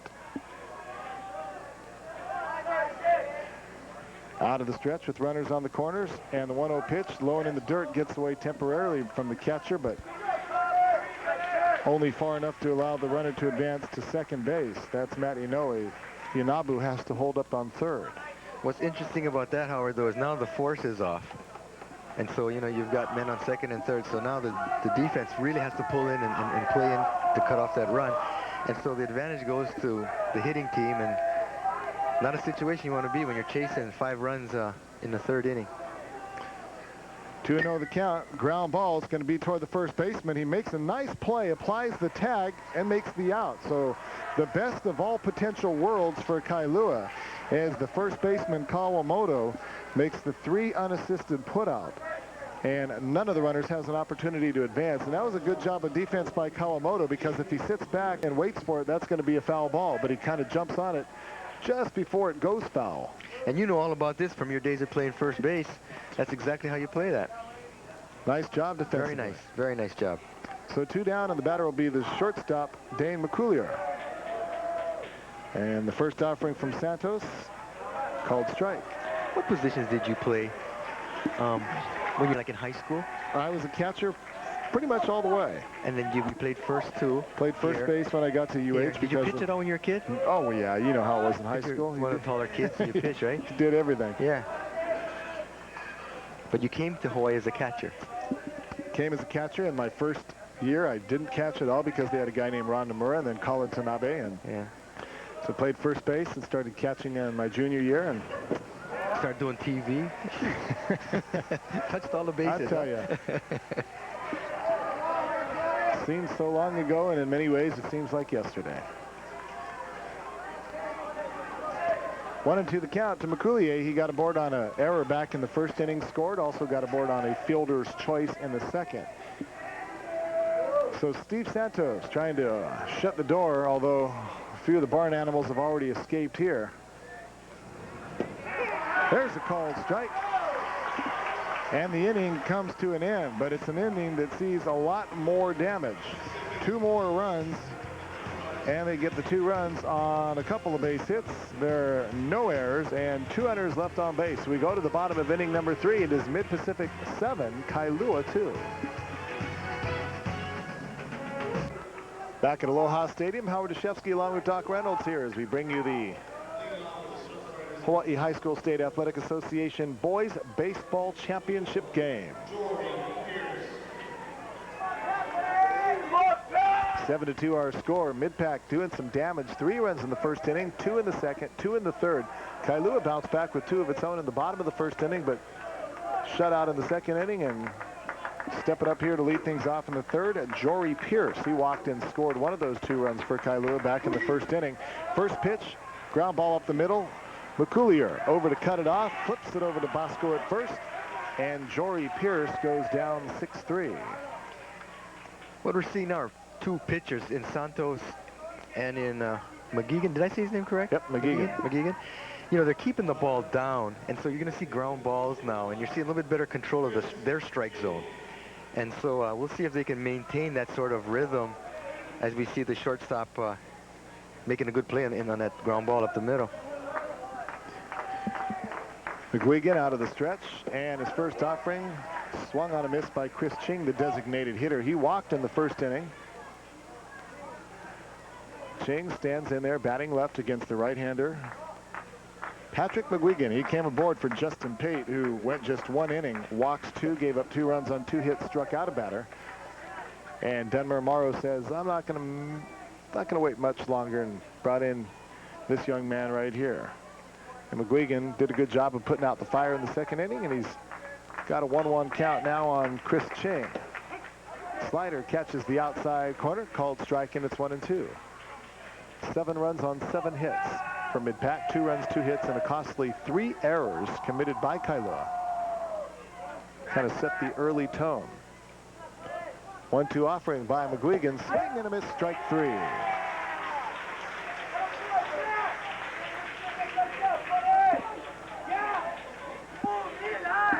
You'll see a pitch that's really moving here. Watch this thing. Just fall right out under it, and he was way above it. And like you had said earlier, you're not missing high and inside on that right-handed hitter because the legs, the follow-through, the finish, much better pitching technique with McGuigan. You know, and back in the days that I played high school baseball, you talked about the clinics, these pitchers, and you can almost see by the way he's gripping that ball, and he grips it really deep back in his palm. And what that does, it allows you to kind of turn it over, and you get that dropping, fading pitch that to a right-handed batter, the bottom's just going to kind of drop out of it, and it's going to fall off on that inside knee. And so you're seeing pitchers utilize techniques that create more movement without putting the unnecessary strain on the arm, because that's always been one of the issues with young pitchers in breaking balls and curveballs. But if you can kind of develop that palm ball where you kind of, it's not so much putting that tweak on the elbow, but it's more the positioning of the ball in the hand itself and how it's released. And then all of a sudden now you get movements and changes of speeds, and you become a much more deceiving pitcher on the hill. 1-1 pitch fouled away down the third baseline. Kavika Kailua is the batter. That's really well said, because, you know, Pat Dobson in the clinic that he put on in December with Dusty Baker, he talked about the influence of the pinky and how you can put pressure on the ball in certain areas to have it to tail in, to tail out, just with your pinky. And so you're not changing your throwing motion. It's just basically, like you said, Howard, how you hold the baseball. You're right, because every coach wants to get as much out of his pitcher without damaging that young pitcher's arm, and that's, of course, the greatest concern. There's a hot shot to the shortstop, way deep in shallow left field. Let's see if he can come up with it. McCoolier not quite in time as Bosco digs it out of the dirt. That's got to be an infield base hit. It will be. Gave it a great effort, though. He was way beyond shortstop. If that was a natural field, he would have been about 5 paces back on the grass when he made that throw. This was a heck of a play by the shortstop, McCoolier. What he does here, he knocks it down, picks it up, and has a, you know, a really decent arm for a high school kid. Great stretch by Bosco. And it was a close play. Good hustle down the line by big guy Kailua. Yeah, it's a bang-bang play right there. But infield hit for Kailua, and so the batter will be Jared Kawamoto. Got aboard on a fielder's choice back in the first inning. And the pitch misses outside.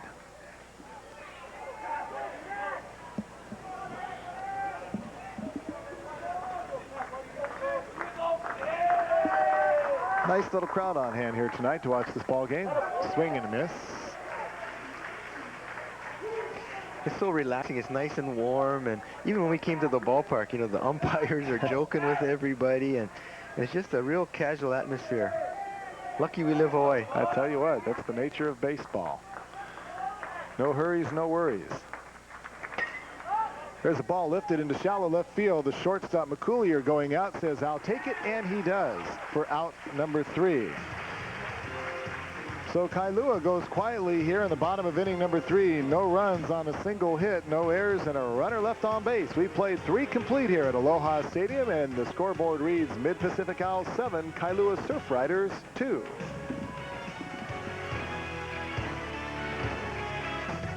You know, since 1993, Hawaii Winter Baseball, the Hawaii Winter Baseball Foundation, have been making a difference in the lives of Hawaii youth through sports. Earlier this week, Walter Komatsubara and Wes Yonamine became the first 2 inductees into the Hawaii Winter Baseball Hall of Fame.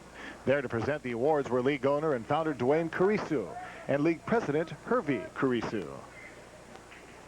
We've had Jason Giambi, Ichiro Suzuki, Chris Truby, Benny Agbayani, Billy Miller come through our Hawaii Winter Baseball program. And they're each all-stars and superstars in their own right. But in our eyes, we hold in highest esteem recognition for community service and service to our fellow man. There are 2 gentlemen that are deserving of what we feel is this highest award. Today, we are honored to present the Hawaii Winter Baseball Hall of Fame Award to Wes Yonamine and Walter Komatsubara. Thank you. And that was Dwayne Kurisu handing out those awards. Our thanks to all those gentlemen for all they have done for Hawaii sports. Yeah, I'm going to thank Wes Yonamine for getting me a lot of the information for this tournament. and met me at the District Park in Mililani in the middle of the night one night to hand me all the secrets, you know. But thanks, Wes, and Dwayne Cariso, good man, and Walter Komatsubara, the consummate pro scout here in Hawaii. Well, it's just amazing. As someone who grew up playing sports, I was never so amazed as by watching some of the people. You appreciate it more as an adult. But the parents, you know, the mothers who cook the meals, the fathers that coach, and, you know, the family members and the community members, and they just give so much just so that the kids can have this opportunity to play, and they just organize and they give so much time and effort, and it's nice to recognize these people for what they do, because it should not go unnoticed. And Dwayne wants to bring Hawaii winter baseball back to Hawaii. Yeah, let's Really hope he can. Really working on it. Top of inning number 4, and the mid-pack Owls have yet to go quietly. Clint Kopolis, the batter, got aboard on a RBI single in the second inning and had a sac fly RBI in the first. So 1 for 1 officially, with a couple of runs driven in, and faces a 1-2 count. Steve Santos on the mound is offering his low and outside, and the count evens up at 2-2. Take a look at Clint Kopulos, and what's really interesting is you don't see too many young people now in high school playing baseball with glasses. That's really unusual now. Again, something you would notice. But yeah, but I would notice that because, you know, for a lot of reasons, visually and for safety factor, you know, that you don't really see that as often as you would, you know, 15 years ago. Especially with all the soft contacts now. And you can wear them one day and throw them away, you know, wear them for the game. When the game's over, you can toss them away. So it's not, you know, like you have to wear them every minute. Right, and if you lose one, it's no big deal. You grab another. Yep, absolutely. Keikala, nice play at third base. Long throw over to first in time. Very nicely done.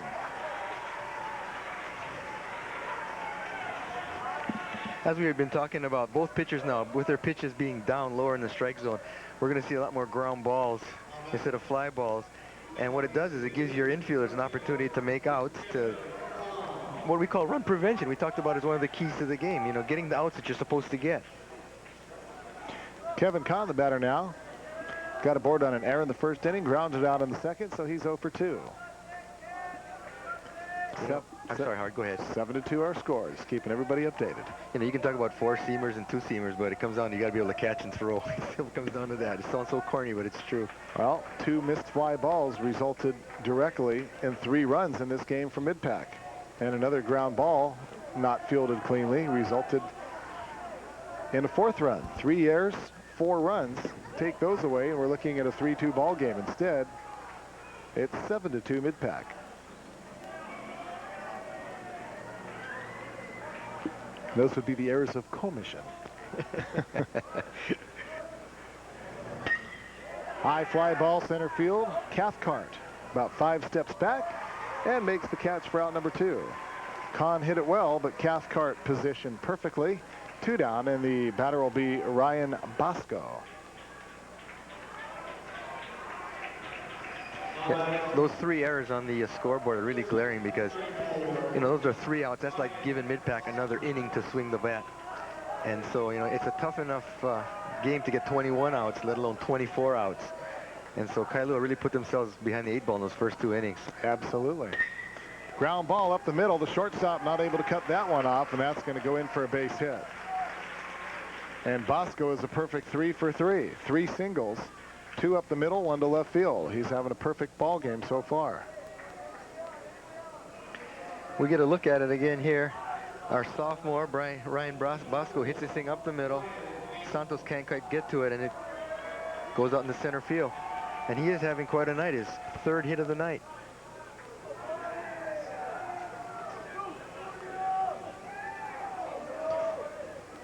So Santos out of the stretch with 2 down and a little slider, catches the outside corner, called strike. So Ryan Bosco with 3 of the 8 mid-pack base hits. 0-1 pitch. Again, the slider called strike 2. Last inning, the exact same scenario, except Bosco was on first base with nobody out, and Ryan Leong was able to execute on a possible 3rd strike, a bunt to third base. 0-2 pitch outside.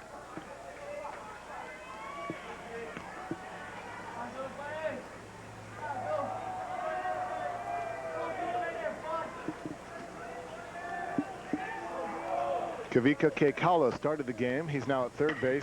Santos started third base. He's now the pitcher, and that one squeezes just inside the bag. Going over to right field is Pierce. He's going to pick it up and try to keep everybody from coming around to score. And a good job of getting that ball back in there. But Ryan Leon manages to just squeeze that one just inside the bag for extra bases.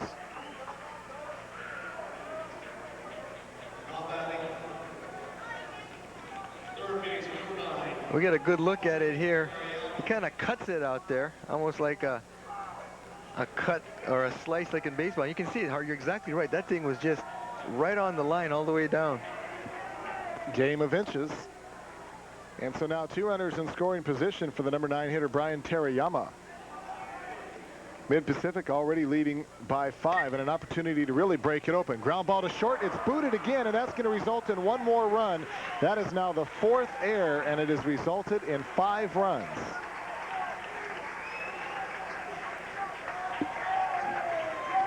E6 allowing Ryan Leong to score, and Bosco heads down to third. We got to look at it here. You know, we don't want to sound like a broken record, but we keep talking about getting the outs that you're supposed to get. And against a team like Mid-Pac, you can't make those errors. And as you said, Hart, big graphic right there, 4 errors.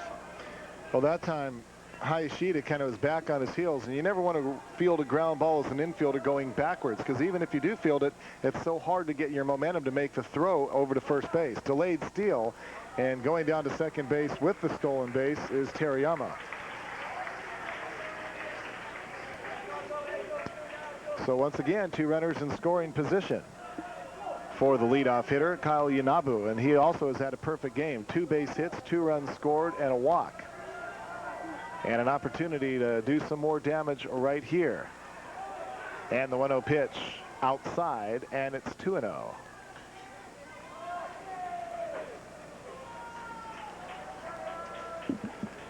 Well, as a coach, Corey Ishigo, who is an infielder himself, can only just kind of put his hands on his hips and shake his head. Good stop by the catcher, Teixeira Vickery. That prevented another run. You know, sometimes if a team beats you, they beat you. But what you hate to do is beat yourself. And so far, Kailua is giving up as much as Mid-Pacific is taking away. 3-0 pitch. Called strike.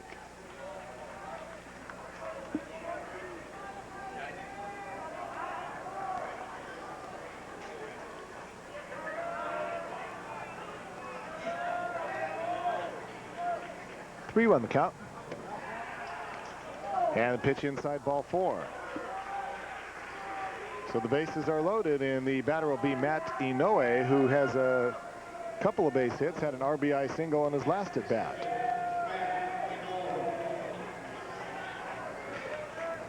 Inoue also scored a run back in the second inning. I think we're going to get a courtesy runner for the catcher. Or are they? What Dunn is calling for something. Inoue is the catcher. He's going to come to bat, so I don't know what Dunn is. I guess he changed his mind. They stopped everything there for a while, Howard. I didn't know what he was talking about. It looked like someone was going to pinch run for somebody here.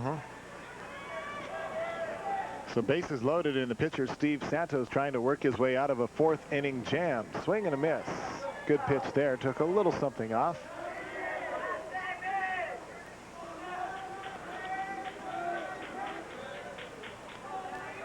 Now Mid-Pac with 3 runs in the first, 2 in the second, 2 in the third, and they've already added 1 more here in the 4th and threatening to add more. 0-1 pitch, pop up, high fly, shallow, right behind second base, and the shortstop comes over, and this time Hayashida makes the catch for out number 3. But again, the Owls get on the board. They score 1 run, and they do it on 2 base hits.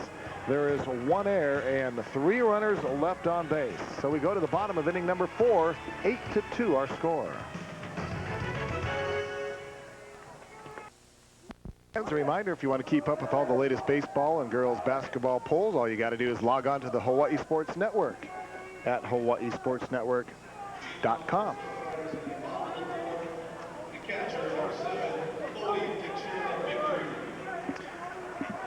Cody Teixeira Vickery, the catcher, to lead things off for Kailua here in the bottom of inning number 4. The Surf Riders trailing by a score of 8-2. And Teixeira Vickery 0 for 1, flied out to right field and is only at bat tonight. Patrick McGuigan, he is the pitcher, the second of the night for the Owls.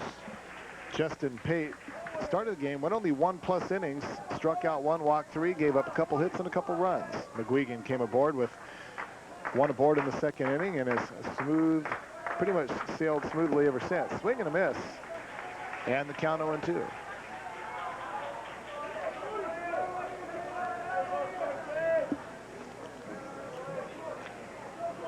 This is going to be a tired young man catching the last 2 days. How many games he had to catch? You can relate to that also. Yeah, well, you know, I remember back when I played for the university, that was before they implemented any minimum or maximum game schedules, and teams would come out here and we'd play. It wasn't unusual to play 7 or even 8 game series. They'd come in, we'd play 2 Thursday, 2 Friday, 2 Saturday, 1 Sunday. And we played, I remember my first season, my freshman season in '79, 86 games. And then we played a full 24 game winter league.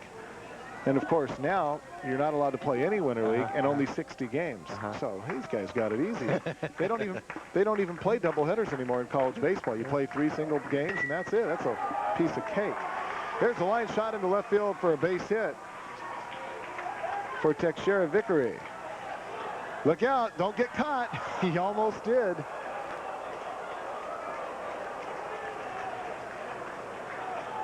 Right, Bosco.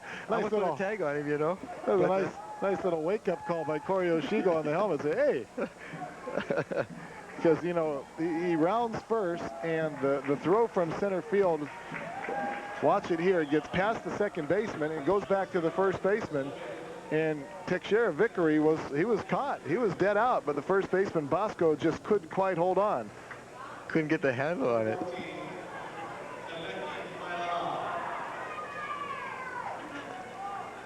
Corey Ishigo, the head coach, is also the first base coach. A little wake-up pop to the head. What are you doing? We're down by 6. We can't afford those kind. Those are the mental mistakes we talked about earlier.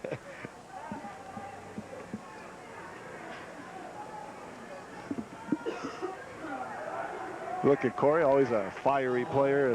When he was the University of Hawaii Rainbow. Still is in the AGA league. He's And I want to say we were rainbows. We weren't warriors. We were rainbows, and by golly, proud to be. None of this warrior stuff. Who's a warrior and who's a rainbow? Yeah. Once a bow, always a bow. Batter now is Kamaili Santos. Throw over to first base, and don't want to get picked off in front of the coach. You'll get another helmet slap down there.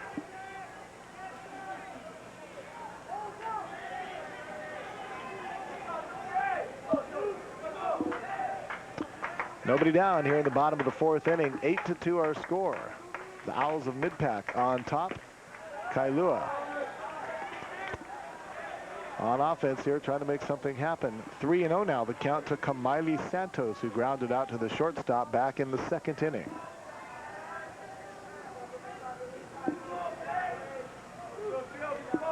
.30 offering. Called strike just below the knees. Santos kind of looking as if to say, really? Kind of low, huh? That's a strike? I better not say that about Roy Carmel. I play golf with him once in a while. He's a good friend, so I better not say too many bad things. He might get even with me. He won't give you any more strokes. Yeah. His son Charlie was a catcher for HPU. Back in when Boy Eldridge was coaching. 3-1 pitch, no question about that one. Up 3-2. He didn't like that one either.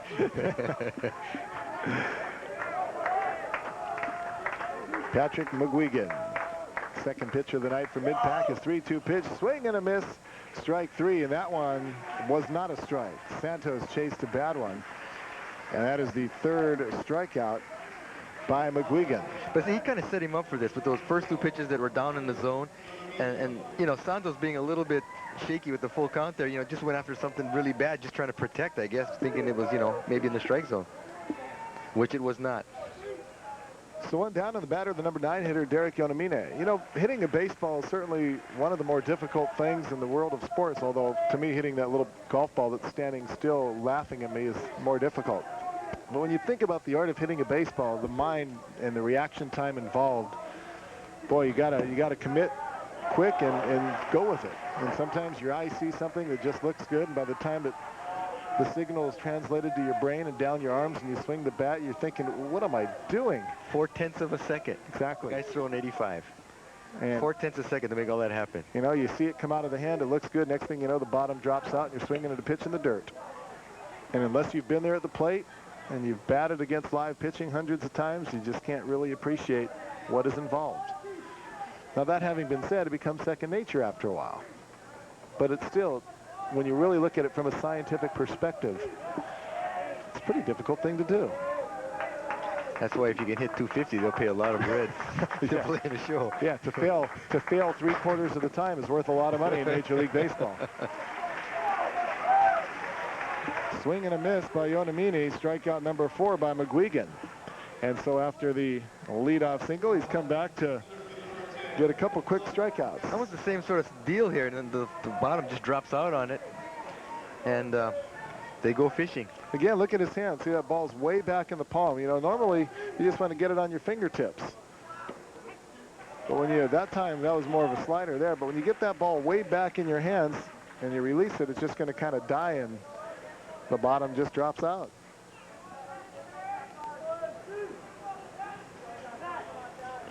Oh, and 1 the count to the leadoff hitter, Cathcart. Little one hopper to the shortstop, up with it, has nowhere to go with it, and that's going to be an infield base hit. Mark Coulier looked to go to second base, didn't have a play there, had no time to go to first, and so an infield base hit for Cathcart.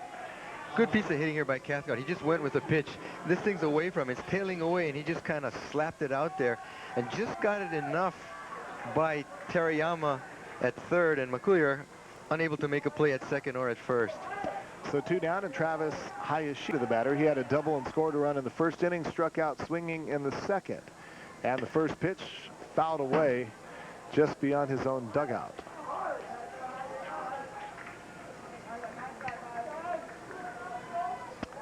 Eight to 2 our score, bottom of inning number 4. And again, high school baseball games go only 7 innings, so keep that in mind, especially for Kailua fans. Once you get to that 5th inning, if you find yourself trailing by a bunch, time starts to run out quickly.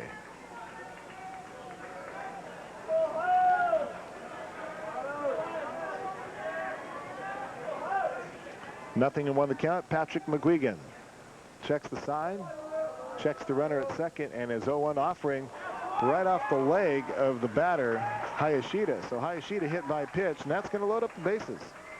Down to second goes Cathcart. Down to third goes Cody Teixeira Vickery. And Kamaili, or rather Jory Pearl, will come up now with an opportunity to get this game a little bit closer. Get a look at it here. Looked like he run on the kneecap. Yeah, that back kneecap. Yeah. Well, no pain there. Travis Hayashida just walked over the first base like it didn't even happen. So Jory Pierce walked, scored a run in the first inning, grounded out in the third, but an opportunity to get a couple back for Kailua. Surf Riders trail by 6. And the first pitch misses, ball 1. You saw the catcher, Matty Noe, turn around and ask umpire Roy Comello where was that pitch, and there was a little conversation there.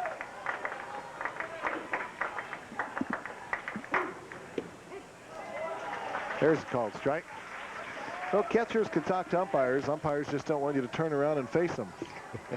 You know, the whole thing about catchers and umpires, or even batters, you could ask questions, but don't look at them. So that way only you guys know you're having a conversation. You don't want to ever let the fans know that you're arguing. You just keep your eye on your pitcher and you, hey, ump, where was that? Looked pretty good from where I'm sitting. And of course, different umpires have different personalities, and usually the first time you do one of those little conversations, you know right away by the reaction whether you better push them and try it again or just keep your mouth shut. And I'm sure you've had those with Hide. Yeah, we Oh. see that right behind you. He Hey. put his hand on your back, right? Need to be talking to. Oh, he could talk about anything under the stars during a ball game.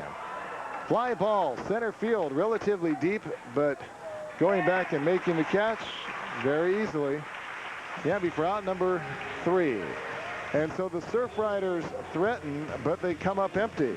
No runs on 2 base hits. There were no errors and 3 runners stranded on base. At the end of 4 complete, 8-2 our score.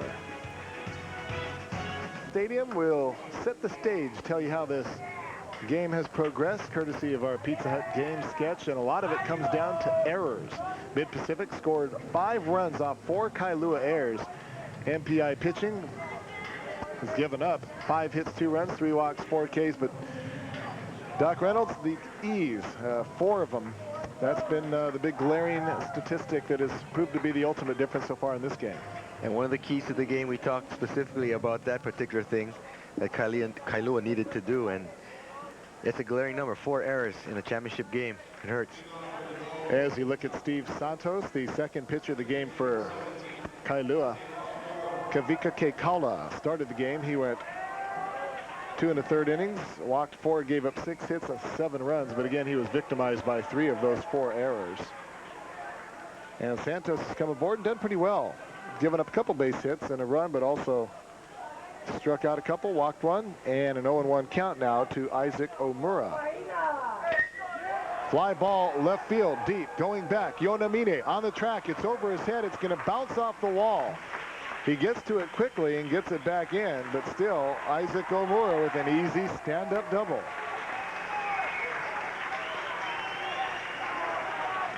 That ball was tagged, Howard. You know, basically there's no wind here tonight, and he just kind of cut this thing. It's kind of reminded of an Ichiro swing, you know, kind of like of an Ichiro swing, where he kind of slaps at it, but with power. You know, he just kind of catches it with his bat almost and just flies it out there. Ichiro Suzuki of Seattle Mariners. And we just talked about him. Dwayne Carrizo talked about him in that Hawaii Winter Baseball. And for those keeping track, I heard his hit streak came to an end today. I think he was at 23 or 24 consecutive games, but he went 0 for 3. Fly ball center field. Cathcart waiting and makes the catch for out number 1. So 1 pitch, 1 out as McCoulier goes down. And Clint Kopoulos will be the batter.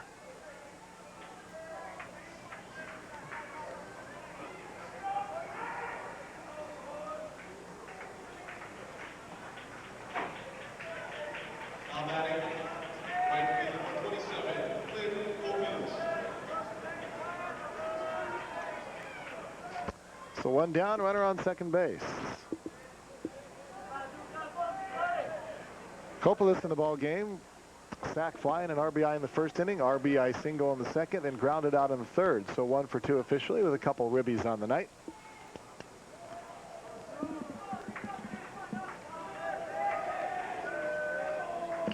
Santos out of the stretch. Again, check of the runner out at second base and his 1-0 offering. Just misses inside. 2-0.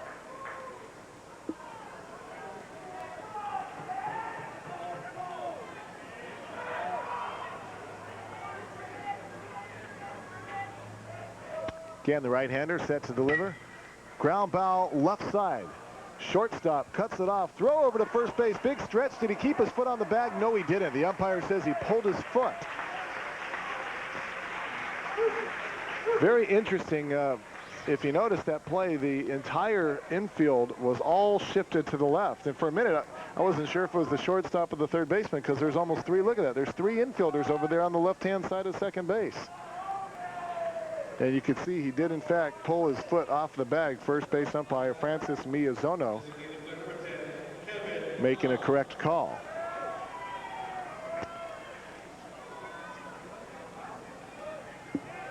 That's going to be an infield base hit. And Kevin Kahn, that's a base hit into left field, and Dun Muramaro is going to hold up Isaac Omura at third base. And so Kevin Kahn is aboard for the second time in the ball game. And again, for the 4th time this game, the Mid-Pacific Owls have the bases loaded. This time for Ryan Bosco, who's a perfect 3 for 3. That was a fairly decent pitch. It was up in the zone, but not that far up. But Kevin Kahn all over that, drilling it into left field for a base hit. So Bosco has done quite the job with the stick tonight. 3 singles. This time he swings and chases a bad one outside, and it's 0-1. Middle infielders back at double play depth, looking to turn 2 and get out of a jam. The corners are up, looking to cut off that run at home plate. They certainly cannot afford to give up any more runs, trailing by 6 here in the top of the 5th. And the 0-1 pitch. Ground ball. This could be 2. Back to the catcher for 1, to first base for 2. The 1, 2, 3 double play. And getting out of the inning for Kailua is as easy as 1, 2, 3. No runs on a couple of base hits make that 3 base hits, no errors, and 2 left aboard. So the Surf Riders escape a jam. Now they need to score some runs. We go to the bottom of the 5th inning. The scoreboard reads Mid-Pacific 8, Kailua 2.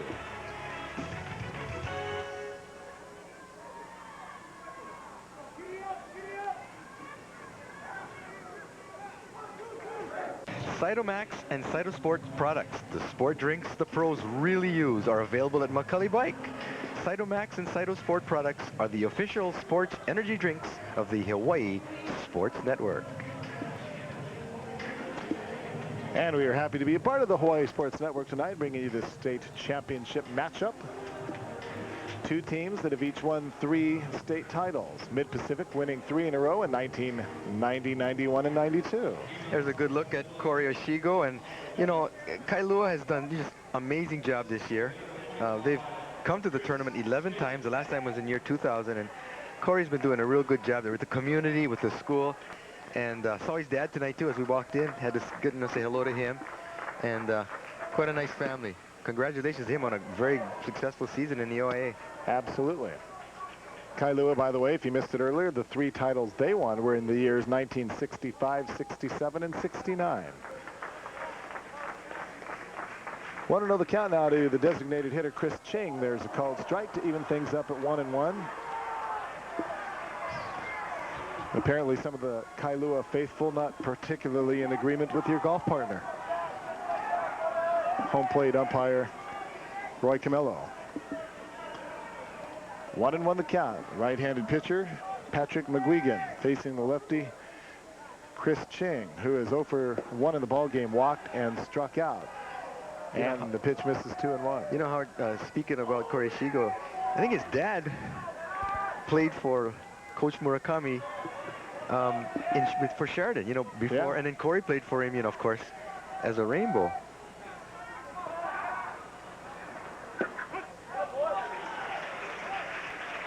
And younger brother is Lane Ishigo.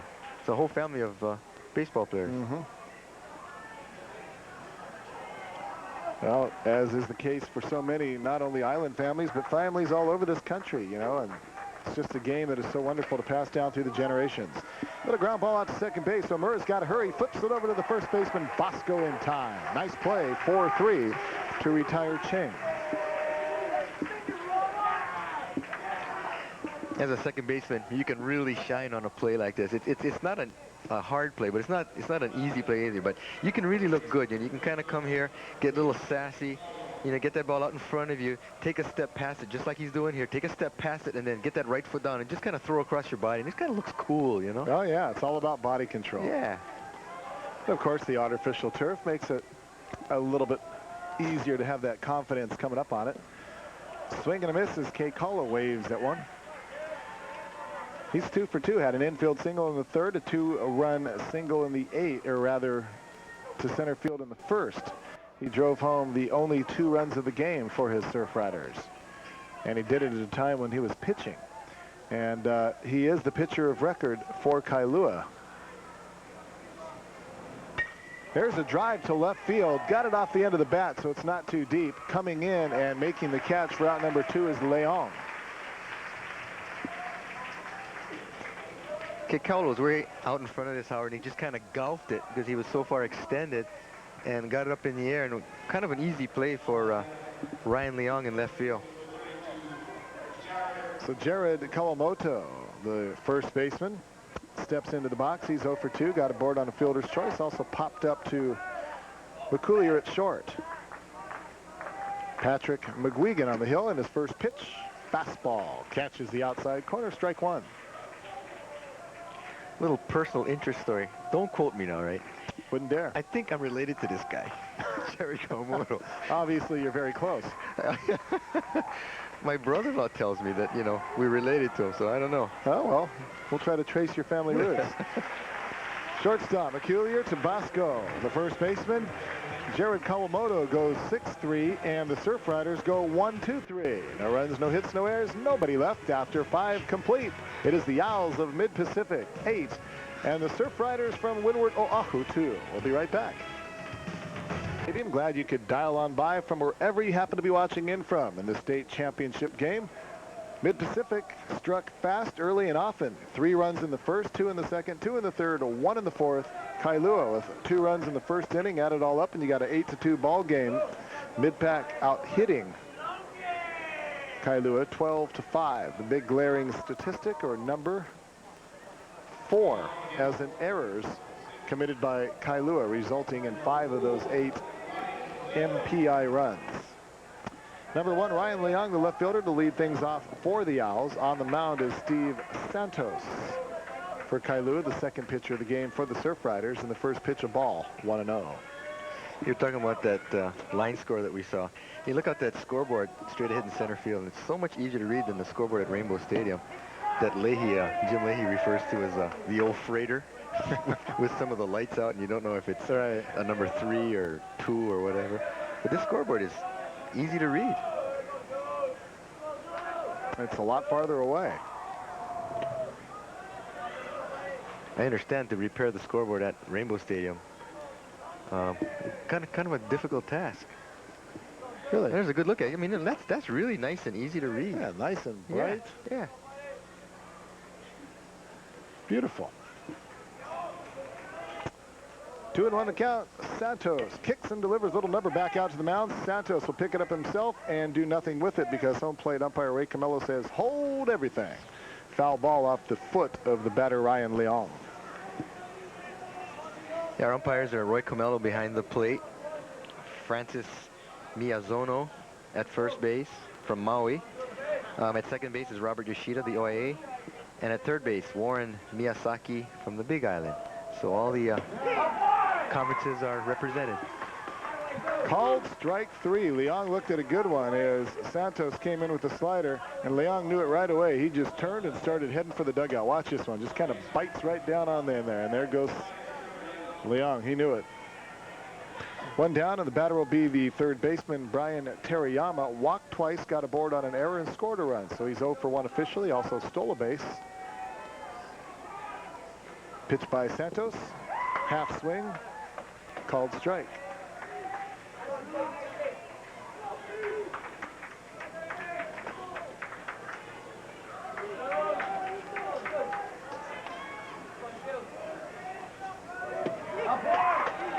Fastball catches the outside corner. That's another strike.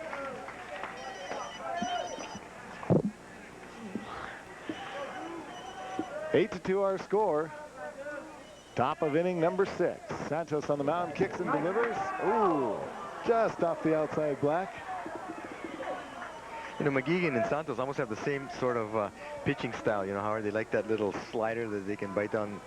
McGeegan's got that little kind of like a split or a pound ball. They kind of, the bottom drops out of it, but they work the bottom of the plate.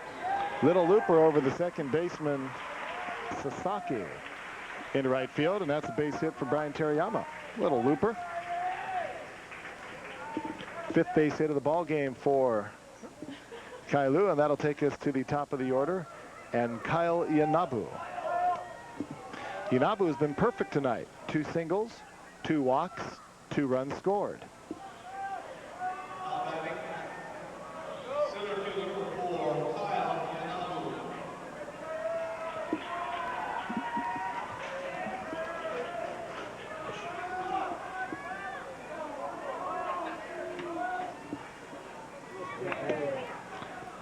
And the first pitch missing up high. Well, Santos hasn't done a bad job since coming aboard back in the 3rd inning. Got himself out of a jam with a 1-2-3 double play last inning. There's a drive, hit right on the nose to left field, but right there to make the play is the left fielder, Yonamine. Boy, Yanabu really ripped that one. But it's nothing but an out in the scorebook. 2 down, and the batter will be the number 2 hitter, Matty Noe. Inoue steps up with a couple of base hits in the ball game. RBI single in the second, RBI single in the third. Also popped up and flied out. So he's 2 for 4 officially on the night. Runner at first base is Teriyama. And the ball's hit into center field. Cathcart coming in. Will he get there? He does not. He drops the ball. He tried to make a little basket catch, couldn't hang on to it. And we'll have to see if they rule it a hit or an error. It's going to be an error. Advancing to third base on the play is Brian Teriyama. What's interesting is, Cathcart almost looked like he thought he had this thing, Howard, and it looked like it might have maybe hit him in the heel of the glove because he tried to basket it like you said. Let's take a look and see what happens here. See how he kept running and he looked, oops, and it's like he thought he had it clutched between his belt buckle and the glove, but it had fallen to the ground. So Isaac Omura, the batter, now steps up into the plate, batting left against the righty Steve Santos with runners at the corners.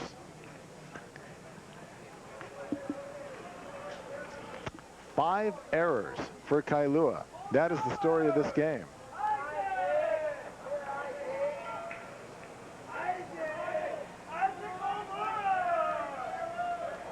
One-oh pitch. Line shot, left field, coming in and making the catch. Well, it was a little bit shaky, but Yonamine held on. Made a good play and saved at least 1 run. And so the Owls are retired. No runs, but they do manage 1 base hit, 1 error, and 2 runners left on base. So we go to the bottom of inning number 6. Mid-Pac 8, Kailua 2.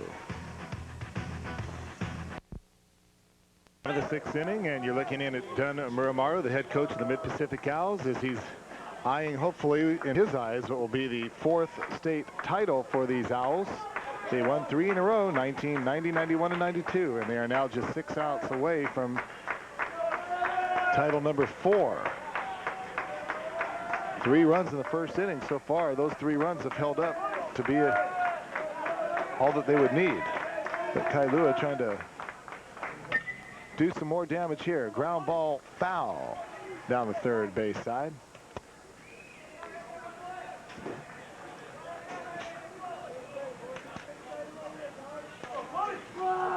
Eight runs on 13 base hits for Mid-Pac. 2 runs on 5 hits for Kailua. Steve Santos pitching against Patrick McGuigan, who's on the hill right now for Mid-Pac.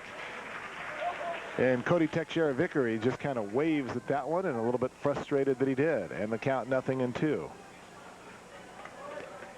Had a nice base hit the last time up, hit the ball up the middle.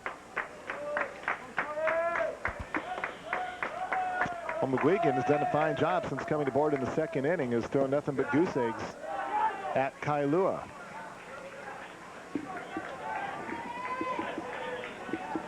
Kailua, a team that's pretty good at putting runs on the board, so he's certainly come on in and really done a job protecting the lead and holding the Surf Riders at bay. 1-2 pitch, ground ball foul down the third base line, and we'll come back and try it again with the count of 1-2. In Kailua's championship game with Moanalua for the OIA championship, they just had so clutch, timely hitting throughout that game that it just became almost, well, it became a rout, but they were just so fluent in how they got their runs in. They got a single here, then get a double, get a walk, boom, get a base hit, and just very coordinated.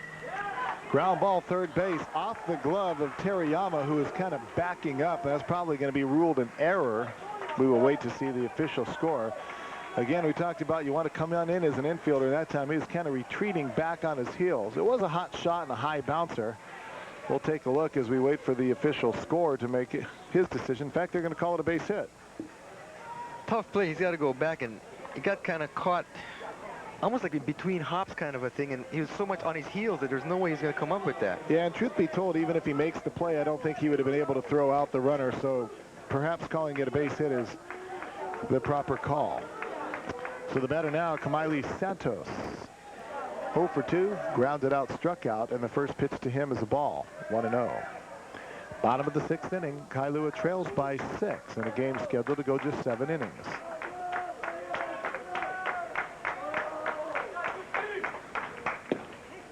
Little breaking ball for a called strike, and the count even at 1-1.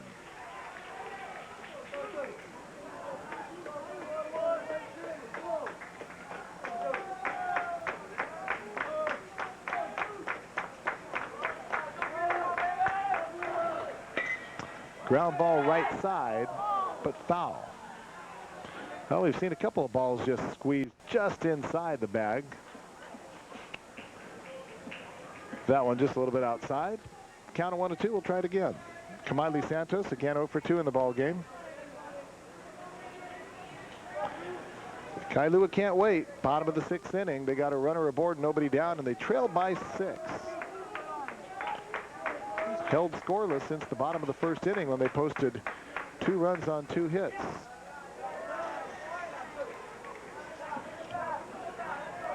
And the pitch outside, and we're even at 2-2.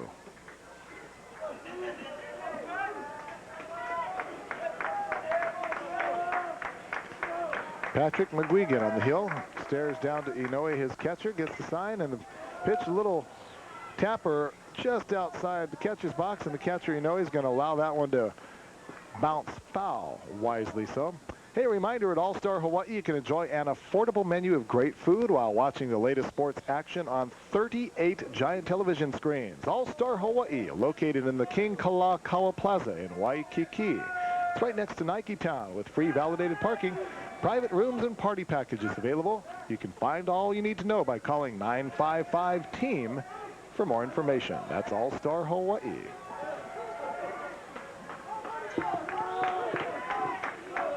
Two and two to count. Kailua Santos waits for the pitch, swing and a miss, or did he get a piece of it? I think he did. Yeah, he did. He'll get another shot. They're really getting fooled by how that ball is just dropping out on them, and they're swinging at bad pitches.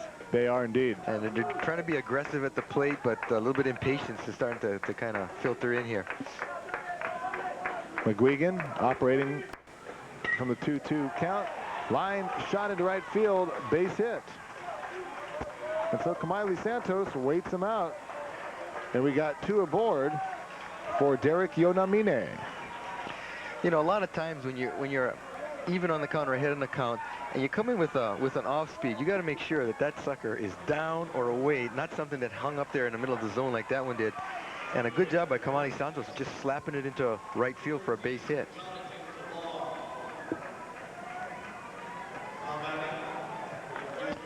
So the left fielder, Derek Yonamine, steps up. He's 0 for 1, walked in the 2nd inning, struck out in the 4th, but an opportunity to help his team right here. Nobody out, 2 men aboard, bottom of the 6th inning. Kailua in blue, trailing by 6. There's a called strike, 0-1. Well, it would take a very significant rally, but certainly Kailua is known for putting up runs. They have the bats and they're capable, Howard. You're exactly right. They've done it so often in the last 2 weeks. There's the base hit. That's going to be in the alley. Drops in front of the left fielder. Coming around third, heading up. They're going to hold him up at third base, and wisely so. With nobody out, you don't want to force a play at the plate. No sense in that. You need 6 runs. So Yonamine with a base hit to left field. Santos advances to second. Cody Teixeira Vickery advances to third, and the bases are loaded as we go to the top of the lineup, and Mike Cathcart. Again, a base hit, Howard, where it was pitched. He just went with the pitch and slapped it out there in left field. Good hitting by Kailua. So Dunmore Amaro makes another trip out to the mound, has a quick chat with Patrick McGuigan, who has sailed along since coming aboard in the 2nd inning. We just mentioned the fact that he has held Kailua scoreless since the 1st inning, but now the Surf Riders threatening with nobody out and the bases loaded, and their leadoff hitter Mike Cathcart stepping into the box.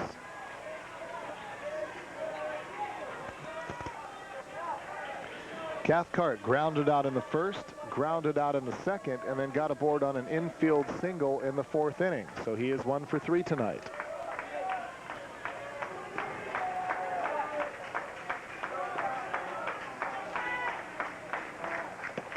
First pitch, called strike.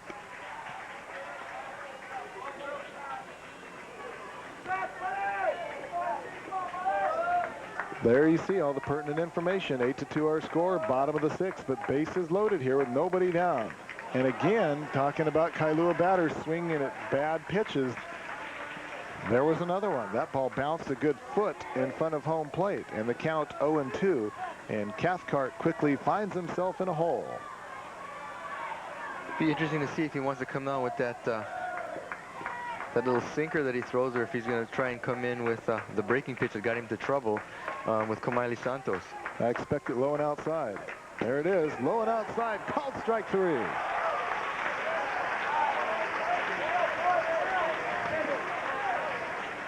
Good pitch by McGuigan, his 5th strikeout of the ball game.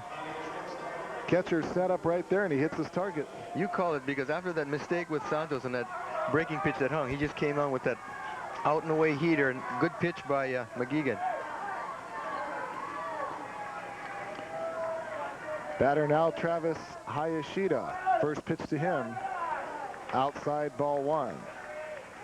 Hayashida had a double in the first inning, scored a run, struck out in the second, and was beaned in the 4th inning. Took that pitch right off, it appeared to go right off his right kneecap, but he just hustled right on down to first base as if nothing had happened. 1-0 offering, ground ball off the pitcher's foot. That could be trouble. They're not going to have a play. All hands are safe. That's going to be an RBI single, as Travis Hayashida comes up with an RBI inside the infield single. This is a tough play for the pitcher because he couldn't really get a handle on it. Let's take a look at it here. Pitch away, and he just slaps at it, and he wasn't prepared. Hit him on the ankle. He might even have got a glove on it. I'm not sure. Might even touched it. And then it's spinning so weirdly that it just kind of stays in one spot, and three guys can't get at it. And a good job by Teriyama, the third baseman, to just hold on to it. You don't want to risk throwing it away and giving up 2 more runs. Probably a good thing that actually that McGuigan got a glove on it. Otherwise, it would have been into center field. Probably would have, could have scored 2. The batter now is Jory Pierce. Loops one foul down the first base side. So 8-3 now our score. And now you really start to think about those errors, because 4 errors have accounted for 5 runs. You take away the errors, we'd have a 3-3 ball game. And this is what Kailua did to Maunalua. When they got runners on, they were able to squeeze a run here and get a run there and get that timely base hit. So this is almost deja vu all over again. 0-1 the count. Jory Pierce walked, grounded out, flied out. And the pitch checks off his swing. Catcher wants to check down with the first base umpire, and the home plate umpire says no need. He didn't go. Ball and a strike. Bases loaded, 1 down, bottom of inning number 6. Base hit here could all of a sudden make it a tight ball game. 8-3 our score, but just 1 swing of the bat from making it much closer. Ground ball, third base. Up with it, throwing over to first base, and he is safe because the ball was thrown away. Teriyama threw it high. Bosco had a glove on it. His foot was pulled off the base, and then he dropped the ball anyway. It's going to be an error, and I believe it'll be an E6.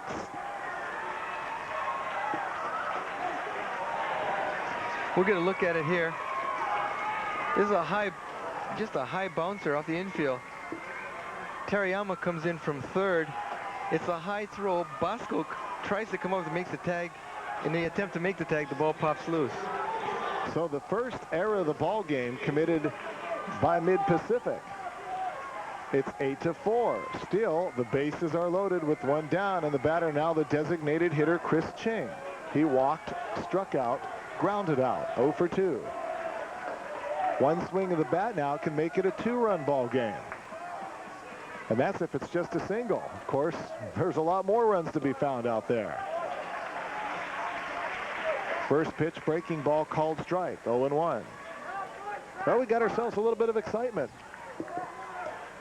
As we said earlier, you hate to see a ball game given away as opposed to won by one team or another. So far, this game has been given away by Kailua, but they're trying to take something back. Pitch fouled back to the screen, and it goes to 0-2.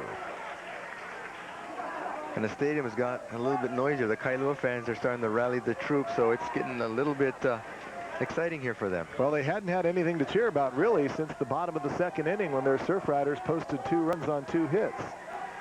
But they've come back with 2 runs here in the bottom of the 6th, though they still trail by 4. So a big opportunity for Chris Ching. 0-2 pitch, slaps it down the right side, fair ball. That's going to score 1 for sure. Here comes the second runner around third. It's going to be a 2-run single. We've got ourselves an 8-6 ball game.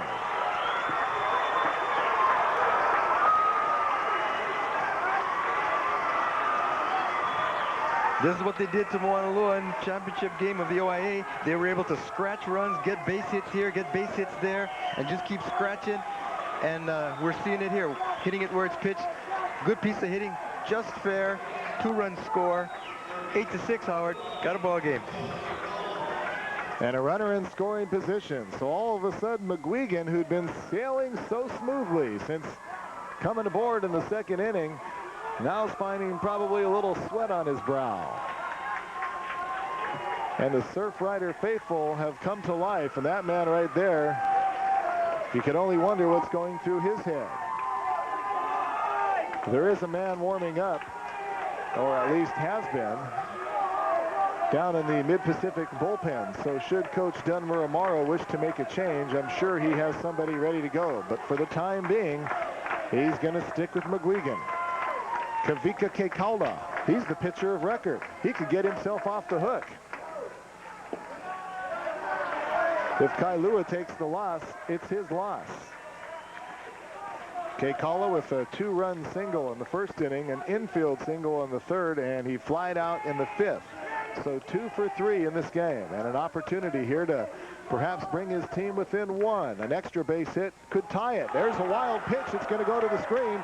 Now we're going to have 2 runners in scoring position. Now a single could tie it. There's one of these little mental errors or even a physical error here. You don't really see it on the scorebook, but what happens now is you take the force away, so you've got runners on second and third. The double play is away, and you're right. A base hit here, and you've got a tie game. The ball just gets away from the catchers, way off of the plate, as we see Matt Inouye chasing it back to the screen. And Dunn has seen enough. Yep. Well, we said there was a player warming up down in the bullpen, and whoever that is going to come into the ball game right now. Dunmer Amaro has seen all he needs to see. And so the new pitcher is going to be number 25. And that's Ricky Bauer. And you know about Bauer. Ricky Bauer is their ace. He pitched the first game for them. He's a 6'2" senior, pitcher infielder. There you see what he did against Pearl City in their opening game. He went 7 innings, gave up 5 hits, 1 run. It was earned.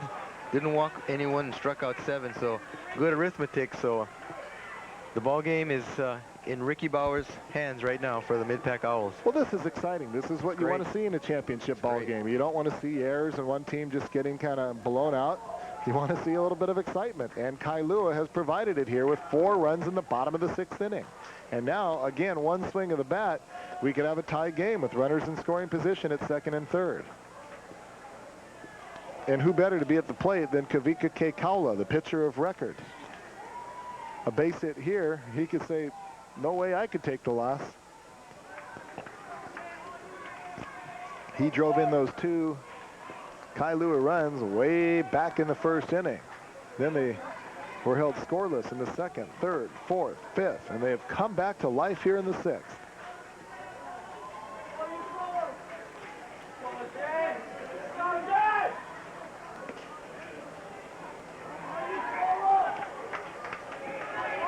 As we look at Corey Ishigo there, his team kind of mirrors the way he played when he was a Rainbow. And they're just always scratching for stuff, never give up. You know, the tradition of old for Rainbow baseball was the comeback. And that's what's been lacking for Rainbow baseball in recent years. But, you know, back in the day, you never gave up on the Bows. And that's the kind of team, you're right, that he has put together with these Surf Riders. So Kavika Keikaula, with the luxury of a 2-0 count. Runner at second, runner at third. And a Ricky Bowers 2-0 pitch, little looper into right field. Is it going to drop? It is. Here comes one run. The runner at second base had to hold up, however, because it wasn't quite one of those surefire base hits. You had to make sure it was going to fall. RBI single, scoring a runner from third base. Good piece of hitting again, going the other way. You know, Kailua has just feasted on that tonight, going the other way and just kind of slapping it in there. Base hit, RBI. 8-7, Howard. Got a one-run ball game. Despite committing 5 errors, the Surf Riders have put themselves back in the ball game. Here's Jared Kawamoto, still only 1 down. So far, 5 runs in this inning on 6 base hits. There's also been 1 error committed by Mid-Pacific. Pitch down low, 2-0. Well, that run is charged to McGeegan, and the runner at third, Chris Ching, is still the responsibility of McGeegan. Do they have another run left in them? What a comeback this would be. In the game of baseball, you just think about getting them bits at a time. Give me a run here, a run there, but they bought the farm in one big chunk here. They're not parceling things out. They want it all back at once. They've got it almost all back. 5 runs so far. Kailua trailing by a run. And a 3-0 count to Jared Kawamoto. The pitch inside, ball 4, and the bases are loaded.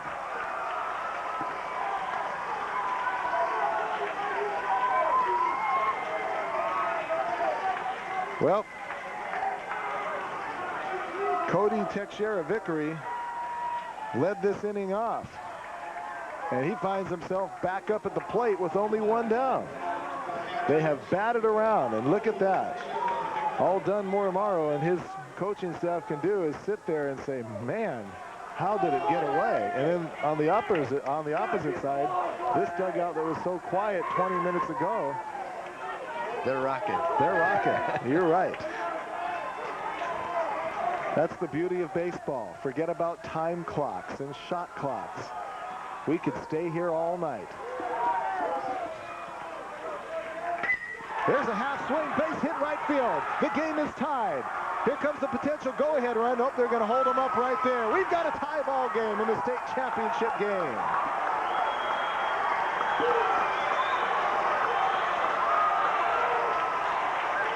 All of a sudden, everything is working. Check swings, half swings. And I'll tell you, boy, you know, you said 20 minutes ago, this thing looked like it was over, and all of a sudden, we've got a tie ball game and a great hit going the other way again where the ball was pitched. Clutch base hit by Cody Teixeira Vickery. Just a real clutch hit. Now, Kamaili Santos. An opportunity to give Kailua its first lead of the game. Bases loaded, 1 down. The ace, Ricky Bauer on the hill. First pitch fouled back to the screen. You see the stats on Bauer, 1 for 3 tonight, a single and a run scored. That single came in this inning. Cody Teixeira Vickery has 2 singles in this inning. All of a sudden, the hits are almost even. 13 for Mid-Pac, 12 for Kailua. He swung at a bad one, and it's 0-2.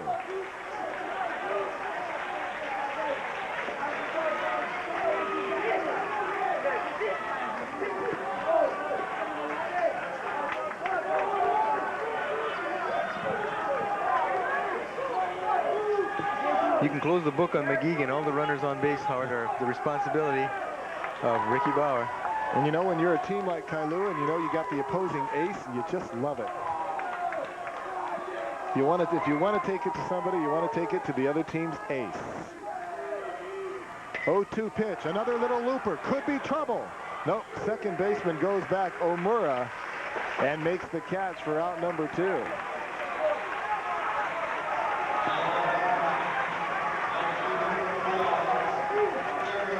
So 2 down, and the batter will be Derek Yonamine.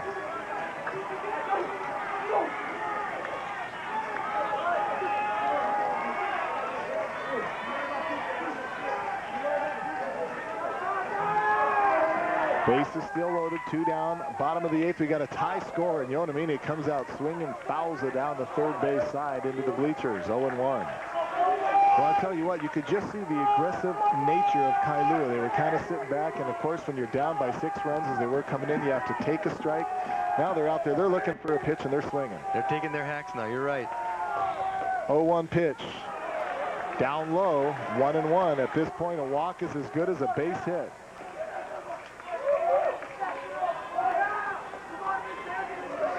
Good save there by Matt Inouye. That came close to being a wild pitch. It was 8-2 when we started the inning. We are knotted up at 8 each. Bottom of the 6th inning, bases loaded. Ricky Bauer, the pitch, swing and a miss. Strike 2. Derek Yonamine walked in the 2nd inning, struck out in the 4th. Singled and scored a run earlier in this inning.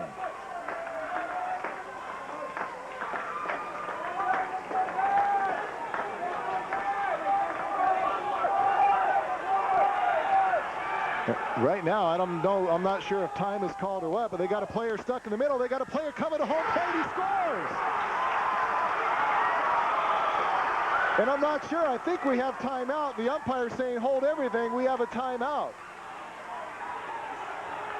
I thought I had seen somebody signal for time. Kailua took the runner on first base. Cody Teixeira Vickery. He went halfway down between first and second base as if to say, I dare you. Pick me up. Come and get me. And that's exactly what mid-pack did. And what's the batter, though? Does the batter say... That's what Roy Camelo was saying, that the batter called for timeout. He does indeed. He called for timeout. And there it is. There it is. It's timeout.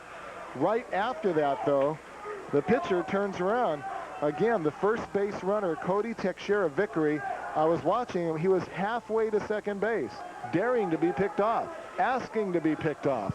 And when they got him in a pickle, the runner at third base broke for home plate. There he goes again.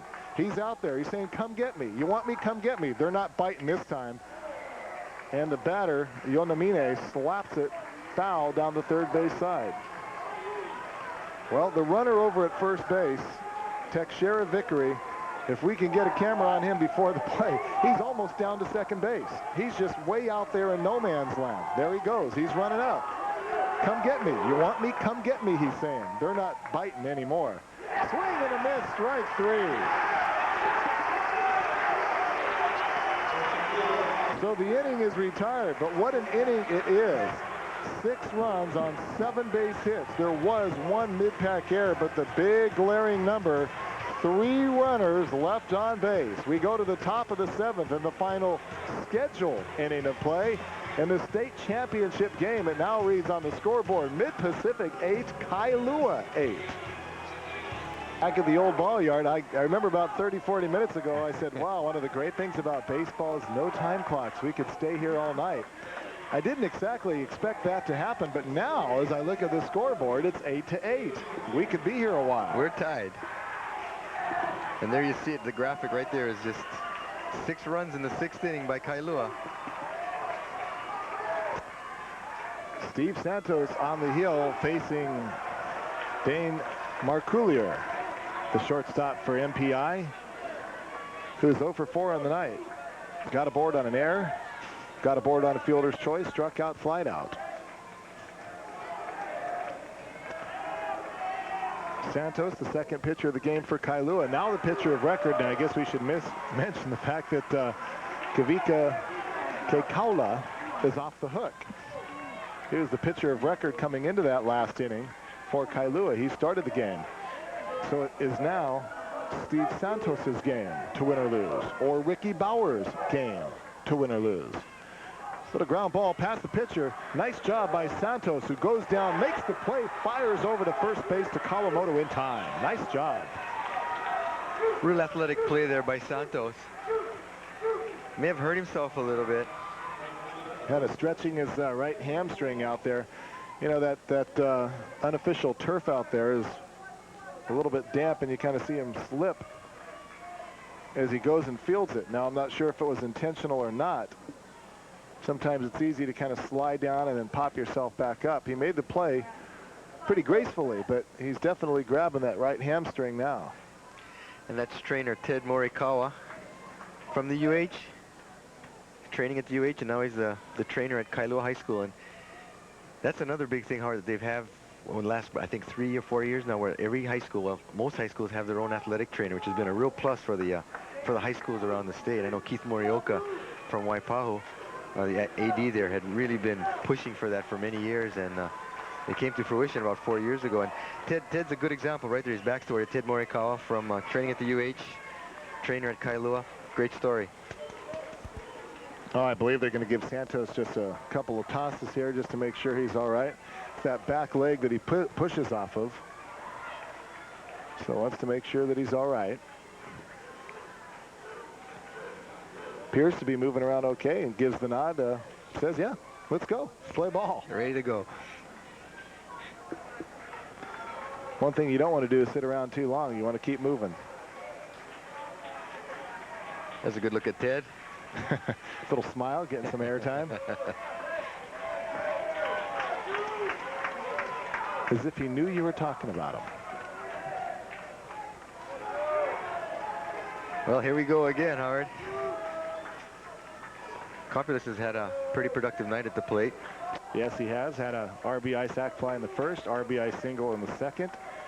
Grounded out in the fourth and an infield single in the fifth. There's a line shot into left field. Coming over to cut it off is Yonamine, and he's going to hold him to a long, noisy single.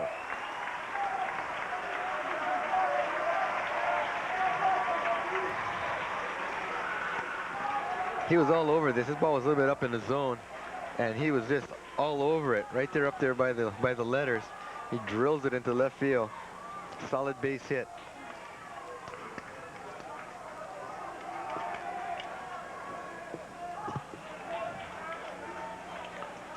Well, Mid-Pacific, they could score a few runs too. They're trying to answer the call.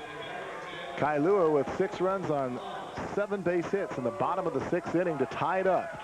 Here we are in the 7th inning of a game scheduled to go 7. And the offering from Steve Santos misses outside. Kevin Kahn got aboard on an error in the first, grounded out, flied out, singled. He's 1 for 4 officially tonight. And the 1-0 pitch misses down low, 2-0.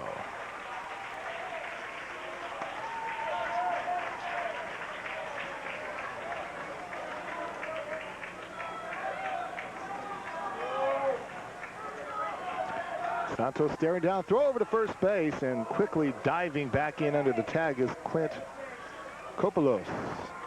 Good move over to first. And again, the 2-0 pitch. A little bit high, and the count now 3-0.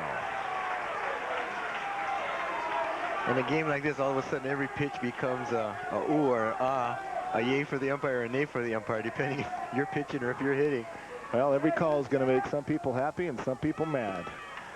That one is low and outside. That's ball 4. So Kopelos down to second base. Kevin Kahn on the walk goes to first. 1 down, 2 aboard for Ryan Bosco, who is 3 for 4.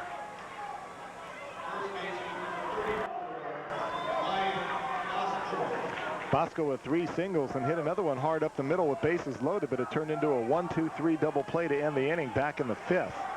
So he has hit the ball hard in all 4 at-bats. And he steps up there now with a runner in scoring position. Little ground ball. The pitcher is going to go to third for the force out, and wisely so. The throw over to Keikala, and the put out goes 1-5 to retire Kopelos. Kevin Kahn advances to second base. Bosco aboard first with the fielder's choice. 2 down, and that'll bring up the left fielder Ryan Leong.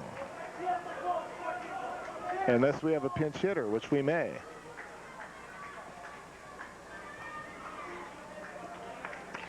Let's take a look at this. It kind of ran up on his hands a little bit, so he got basically jammed. Good play by the pitcher, Santos. Another athletic play, Howard. He comes off of the mound and wisely goes to third, getting the lead runner. and the force is still in effect. So just a great defensive play by the pitcher, Kavika. Oh, the great thing about that particular play is that as the pitcher, you could see everything. You could see your third baseman. You see he's at the bag. You could see the runner. You know where he's at. You're not wheeling and dealing around blindly and making the play. He knew exactly what he had, and he took advantage of it. I believe we're going to have a pinch runner now for mid-pack out at second base. That pinch runner will be Kurt Uwani. We're also going to have a pinch hitter stepping up to the plate is Vincent Farkas, a little 5'4" dynamo.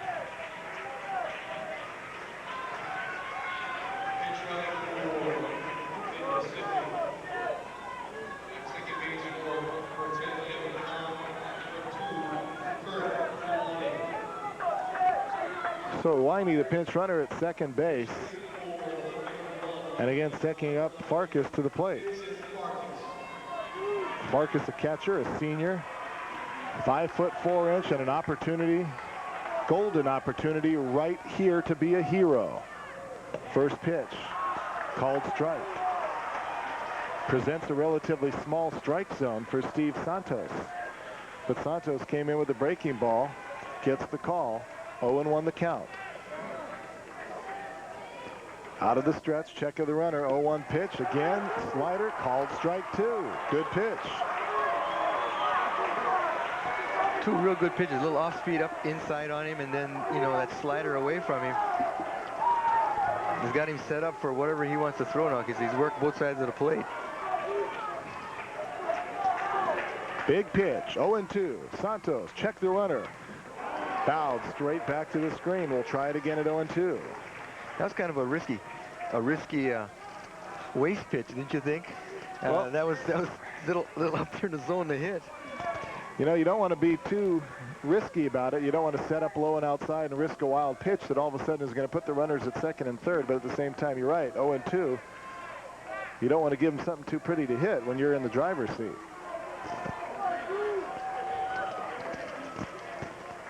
So Santos again checks the runner at second base. 0-2 pitch slapped foul down the right side, and again right down the middle of the strike zone. An opportunity for Farkas, but unable to put it in play.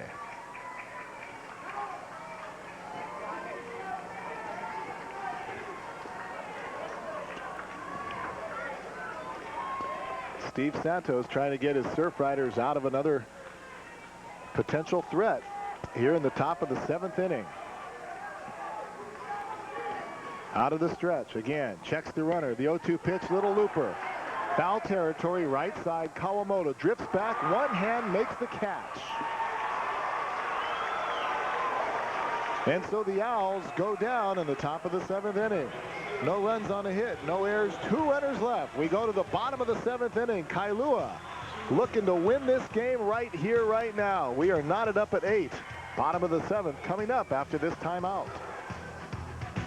Back to Aloha Stadium, where they are kind of stunned and shocked, but still into it in the Mid-Pacific dugout. Their team was sailing along 8-2, and these guys here in Kailua, they were all but dead after 6 innings, or actually after 5.5 innings. But in the bottom of the 6th, down 8-2, they respond with 6 runs on 7 hits to knot it up. And this is where we stand. Bottom of the 7th inning, an opportunity to win a state title right here, right now for Kailua.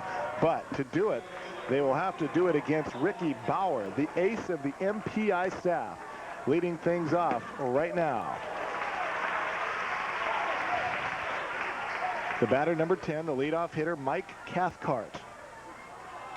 So Kailua will bring to the plate their number 1, number 2, and number 3 hitter in the bottom of the 7th. So they got their batters that they want in there. Little ground ball to the right side, right through the legs of the first baseman. Bosco came up, and not to make an excuse, but anytime a ball goes from the artificial turf to the dirt, all of a sudden it goes from a nice, easy, consistent bounce to just kind of deadening a little bit. And you can really relate to this, Howard, because you played first base, especially on turf a lot. And here's what happens here. Yeah, went right through like almost like a Bill Buckner, how that ball kind of, you know, trickled between his legs. And you could see what happened. The ball was bouncing high. It was taking about a 4-foot high bounce. It hit that dirt, and it went no more than about 4 to 6 inches off the ground. So he expected it to come up. It stayed down low, and Kailua all of a sudden in business. First pitch now to Travis Hayashida. High and tight, ball one. Wouldn't it be something that after 5 errors accounted for 5 runs against Kailua, if that error comes back to haunt Mid-Pacific? If errors were going to kill anybody in this game, it was going to be Kailua. So we'll have to see how large that play looms in the final outcome. Hayashida squared around to bunt. Pitch is high and tight, 2-0. Now if you're Corey Ishigo, do you take a pitch? Do you say, hey, if he's going to walk you, let him walk you? Or you tell your batter, don't bunt it unless it's right there. 2-0, Ricky Bauer looking down.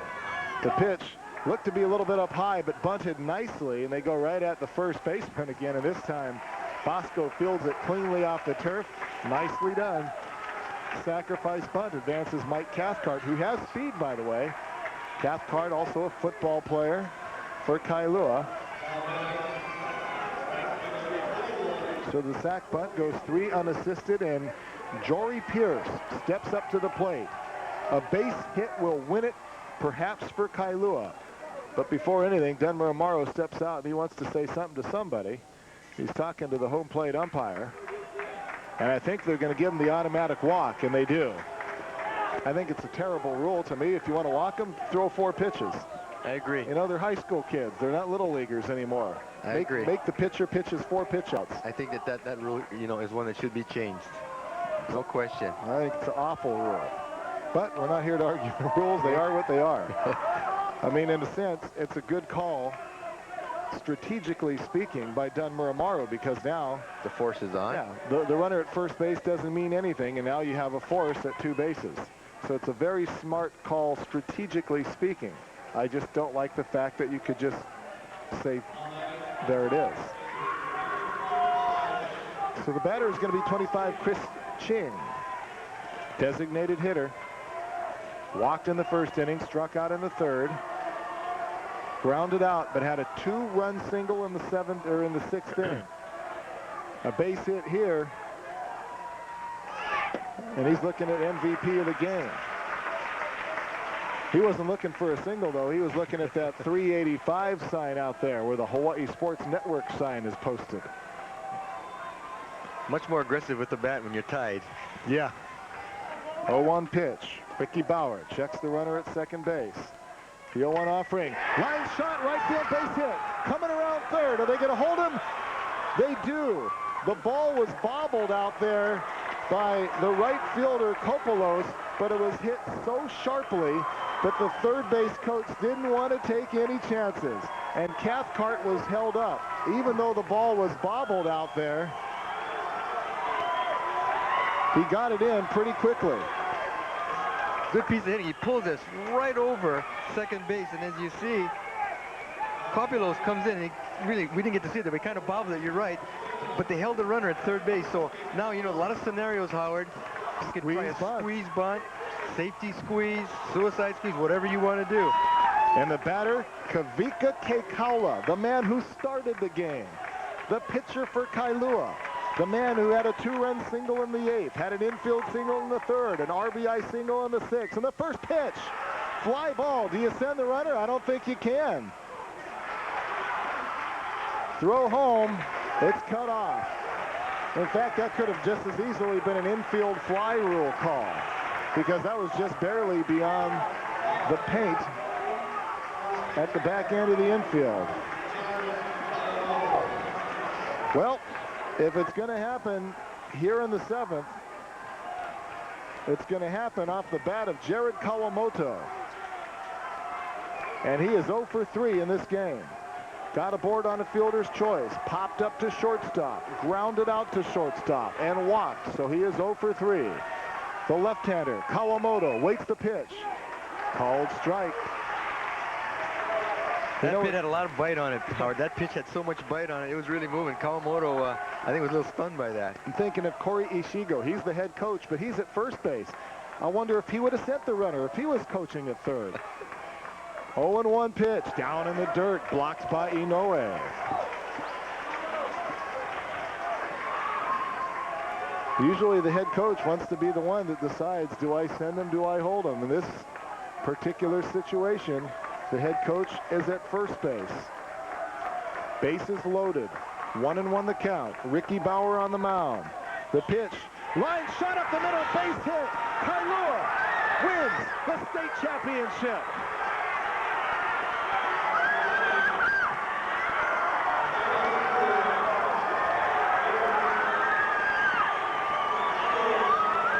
And you can watch a jubilation here with Kailua. A clutch base hit up the middle by Jared Kawamoto. And look at the Kailua kids just going crazy. The picture speaks for itself. The 2001 Wally Yonamini Foundation Hawaii High School baseball champions, the Kailua Surf Riders.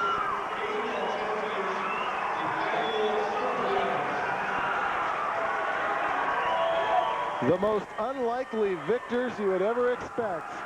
After 5 innings, the guys in blue and white trailed by 6 runs. But on the strength of a 6-run, 7-hit 5th inning, they come back to tie the game in the 6th, and they win it in the 7th. And when all is done and said, it is not the 5 errors by Kailua, but the 2nd error by Mid-Pacific, the one that started off this inning. What appeared to be a routine ground ball to first base that went through the legs of Bosco proves to be the winning run. And Kailua wins it to claim the state championship by a 9-8 score. All we could say is wow, and we will be right back to wrap this one up. Back at Aloha Stadium, here is your Polynesian Cultural Center play of the game, tied at 8-all. Jared Kawamoto at the plate, the ace, Ricky Bauer for mid-pack.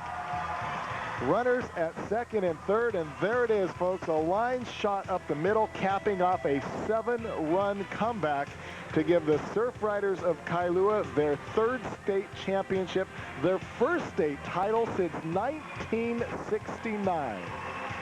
How about them apples, huh? First one for Corey Ishigo. You got to be happy.